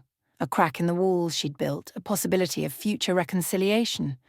I responded, I don't expect you to forgive me yet, but I love you, and I'm always here when you're ready to talk. The custody hearing was scheduled for 3 weeks after my move. Mark's lawyer kept me updated via email. Jennifer was pursuing 50/50ths custody, arguing that Mark's fraudulent marriage demonstrated questionable judgment. Mark was fighting to maintain primary custody, arguing that stability and Emma's current living situation should be prioritized. Emma was asked to speak to a court-appointed therapist about her preferences. According to Mark's lawyer, she'd told the therapist she loved both parents but felt like she couldn't trust anyone anymore. She wanted to stay primarily with Mark because it was familiar, but she acknowledged wanting more time with Jennifer than the current arrangement allowed. The judge ultimately ordered a modified custody arrangement, 60/40th split favoring Mark, with Emma spending alternating 3-day and 4-day periods with each parent. It wasn't what Jennifer had wanted, but it was more than she'd had. It wasn't what Mark had wanted, but he hadn't lost custody entirely. Emma texted me after the decision. It's official. I'm a child of divorce all over again. Thanks for being part of making that happen. The bitterness in her words stung, but I understood it. From her perspective, all the adults in her life had failed her. Mark for lying, Jennifer for leaving years ago, me for not staying to help pick up the pieces.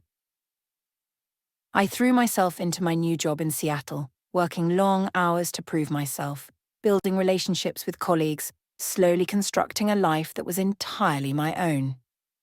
It was lonely at first. I didn't know anyone in the city, didn't have the ready-made social life that came with being part of Mark and Emma's world. But slowly, tentatively, I started to build something real. I joined a hiking group, started dating casually, nothing serious, but the act of putting myself out there felt revolutionary after 5 years of a fake marriage.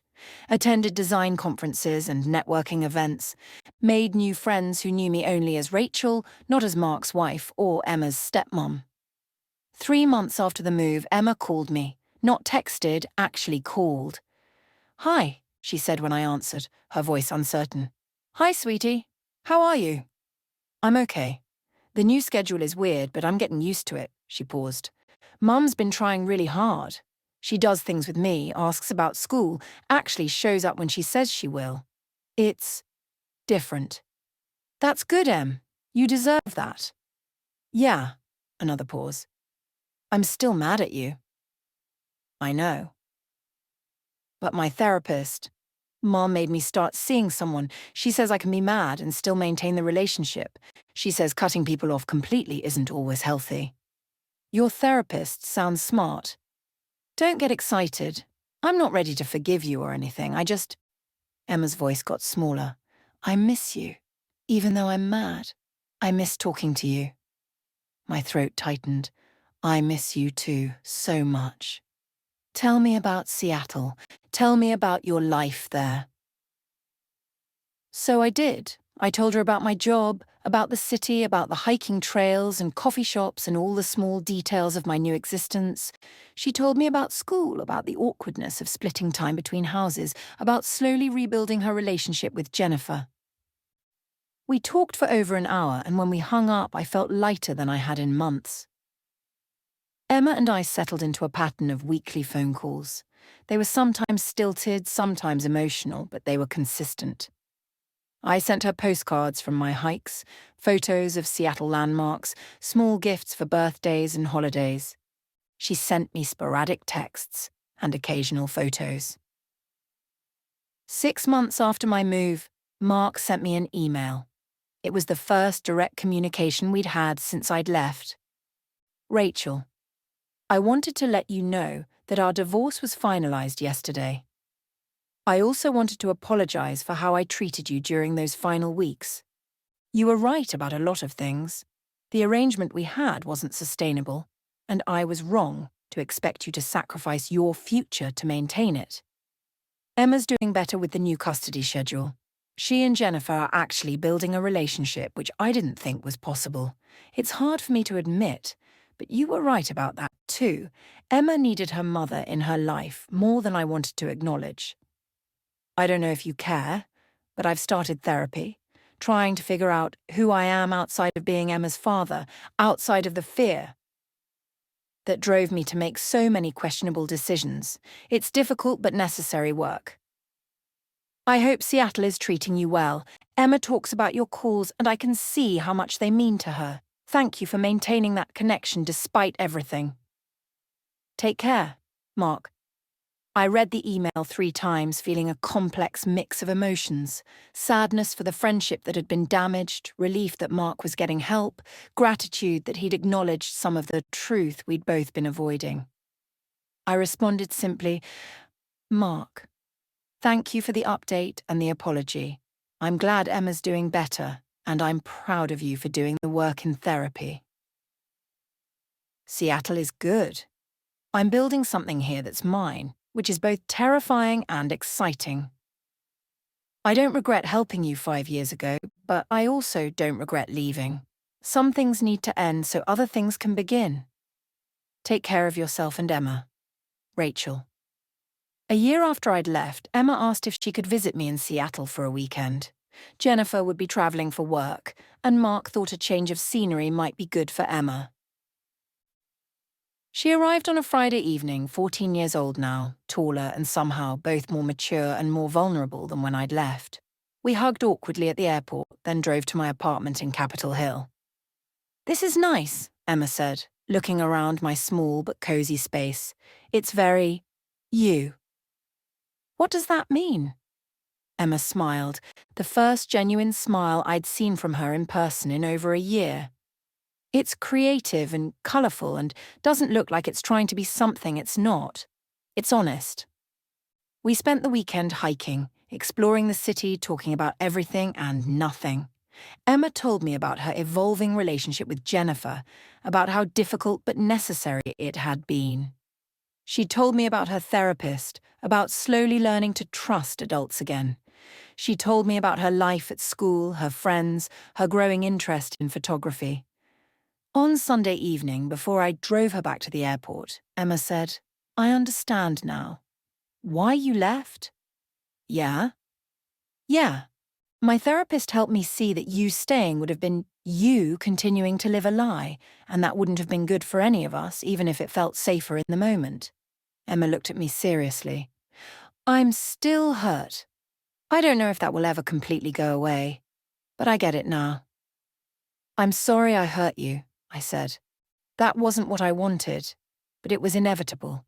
Sometimes the right choice still causes pain." "That's what growing up is, isn't it?" Emma said. "Realizing that things are complicated and people make choices that hurt you even when they love you." Unfortunately, yes. That's exactly what it is. Emma hugged me tightly before boarding her flight. "Thank you for being honest with me. Finally.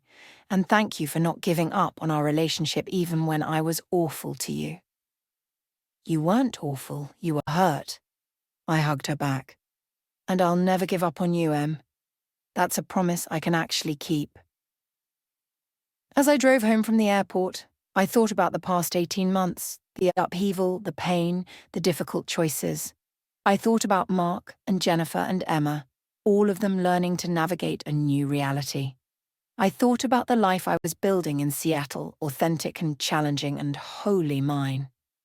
Ariti too. It hadn't been easy. The transition had been painful for everyone involved. Emma had been hurt, Mark had been betrayed, Jennifer had fought battles she shouldn't have had to fight. I'd walked away from people I loved, sacrificed relationships for the sake of honesty. What? But looking back, I didn't think I'd made the wrong choice. The arrangement Mark and I had created had served a purpose for a time, but it had also trapped us all in roles that prevented real growth. By ending it, by choosing uncomfortable truth over comfortable lies, we'd all been forced to confront who we actually were and what we actually needed. Mark was learning to be more than just Emma's protector. Jennifer was rebuilding her relationship with her daughter. Emma was developing the resilience and wisdom that came from navigating complex family dynamics. And I was finally discovering who Rachel was when she wasn't performing a role. My phone buzzed with a text from Emma. "Thanks for the best weekend. Love you even though you abandoned me." That's a joke now. My therapist says I'm developing a healthier sense of humor about trauma. I smiled and texted back, "Love you too. Proud of you for doing the work. Come visit anytime." The answer to Emma's question, "Why was Dad in your room?" had started a war. But maybe that war had been necessary. Maybe sometimes you have to tear down the comfortable lies to build something authentic. Maybe sometimes the most loving thing you can do is refuse to keep pretending, even when the truth is painful. I'd spent 5 years in a marriage of convenience, playing the role of devoted wife and stepmother. Now I was building a life of authenticity, with all the messiness and uncertainty that entailed. It wasn't perfect. There were days I missed the comfortable routine of my old life, days I regretted the pain I'd caused Emma and Mark. But I was finally, genuinely myself, and that made all the difference. Joe, 6 months later, I got another text from Emma. "Applied for summer photography program in Seattle, and if I get in, can I stay with you? Mom and Dad both said it's okay if you're okay with it." I stared at the text for a long moment, feeling the weight of what she was offering. A chance to rebuild our relationship, a vote of trust after all the hurt. A recognition that our connection was real, even if the marriage that had created it hadn't been. I texted back, "I would love that. Let me know if you get in." 3 weeks later, I'm in. Summer in Seattle with Rachel. Mum's actually excited for me. Dad's trying to be supportive but is clearly panicking about me being so far away. Everything's complicated, but okay. "Welcome to complicated, but okay," I responded. "It's where all the real living happens." And it was true. The past 2 years had been complicated, painful, transformative. We'd all been forced to confront uncomfortable truths, make difficult choices, and rebuild from the rubble of collapsed illusions. But we'd survived. More than that, we were beginning to thrive in our new, more authentic reality. Emma would come to Seattle for the summer. We'd continue building our relationship on a foundation of honesty rather than convenience. Mark would continue his therapy, learning to separate his identity from his role as Emma's protector. Jennifer would continue showing up for her daughter, proving through consistent action that people could change. And I would keep building my life here in Seattle, messy, authentic, imperfect, and wholly mine. The question Emma had asked that Tuesday morning had indeed started a war. But wars sometimes clear the ground for necessary rebuilding. Sometimes destruction is the only path to authentic creation. I didn't have all the answers. I didn't know what the future held for any of us, but I knew we were all finally living in truth rather than performance, and that made even the complicated parts feel like progress. Why was Dad in your room? Such a simple question, such complicated consequences. But in the end, maybe it was the question we'd all needed someone brave enough to ask.